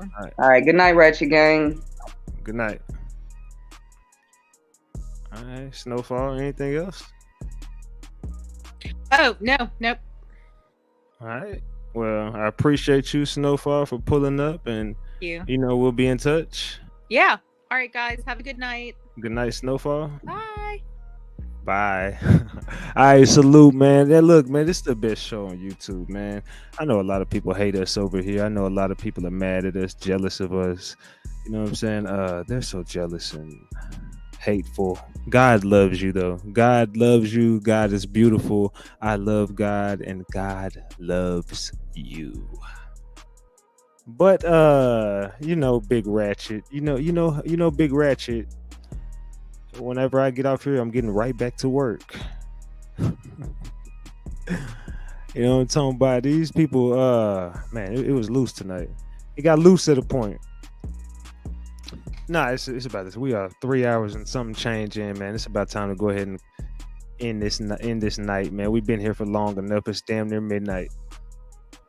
We all got things to do tomorrow, so we're gonna come back tomorrow. I think these discussion. I actually got a whole show waiting. You know what I'm saying? I got a whole bunch of information and a whole show waiting for y'all. So just know I'm gonna pop out with a big show. I've been holding back on the content. We just been really just getting to the facts of this case, doing these discussions. No one's doing discussions. You know what I'm saying? I'm the one doing discussions, opening up the platform to just have the discussion. But not just the discussion, but from some credible people. You know what I'm saying? I don't just pull up. I pop out. You know what I'm saying? Keep that a buck. So yeah, I'm the biggest. Big Ratchet.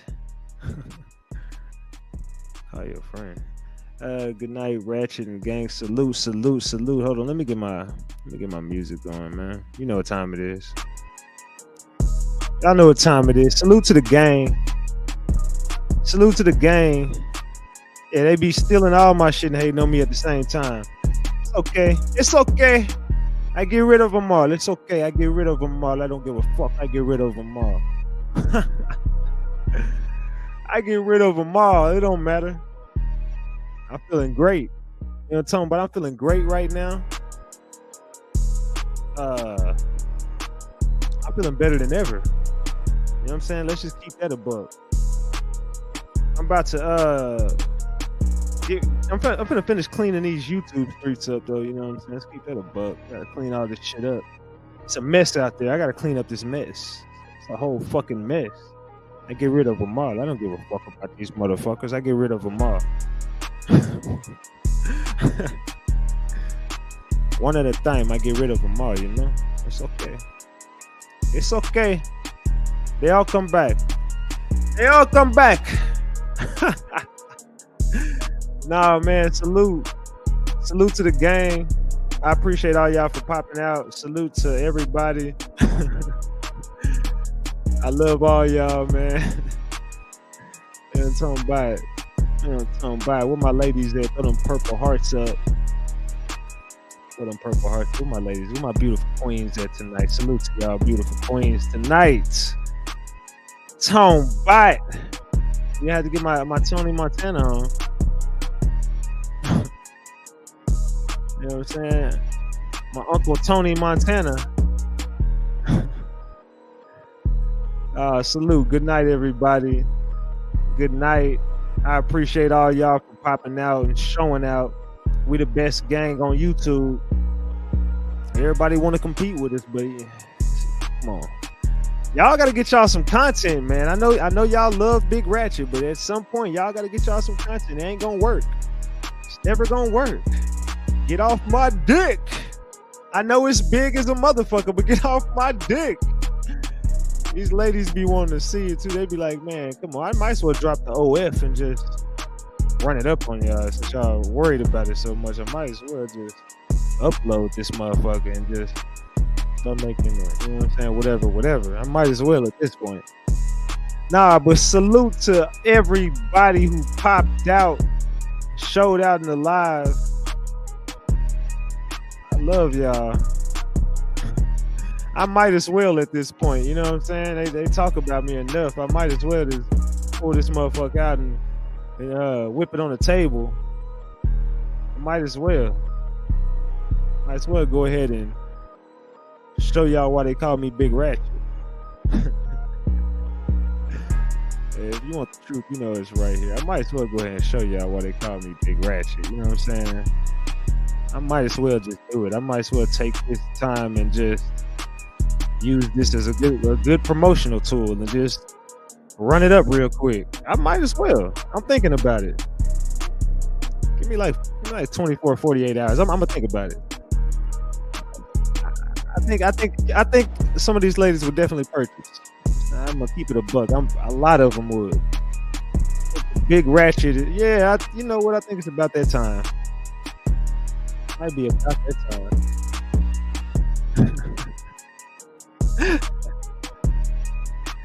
$40.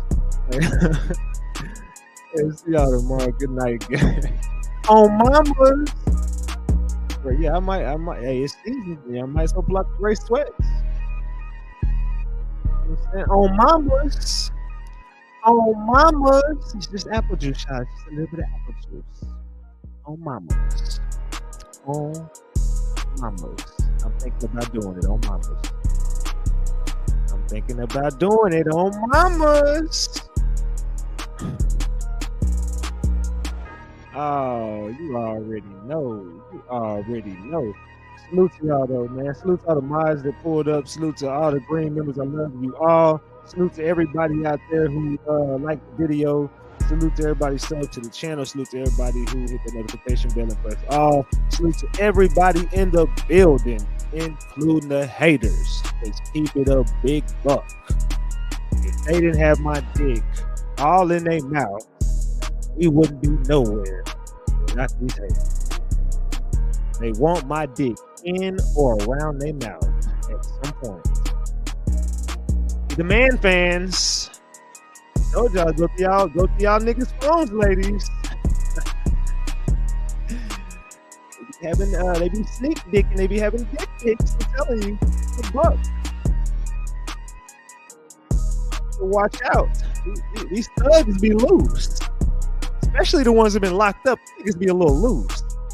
My body a little different. I ain't nothing like that, you know. Smurfy. So my Instagram is RatchetTV Smurfy. Somebody hit me up. Yeah, but you know. Yeah, it is that time. I don't know what I'm gonna eat. I'm hungry as hell though. It's about that time. Yeah, you know it's time, man. Niggas be. Hey, I'm gonna go over Whoopie Whoop has to play 2K. Oh yeah. Yeah, alright. Yeah, alright.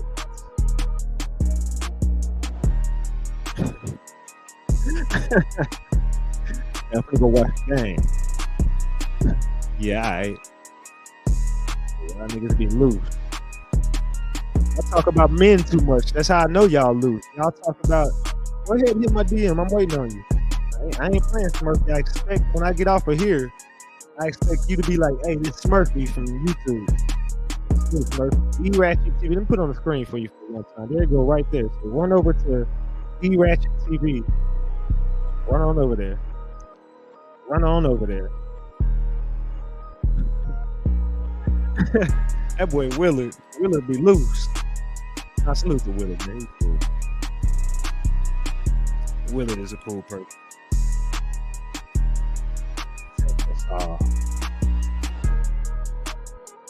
Protect us all. It's on back. Still got 1,400 people in here. We still hanging out. It's like a club in this motherfucker. It's like a club in this motherfucker. It's a little loose in here.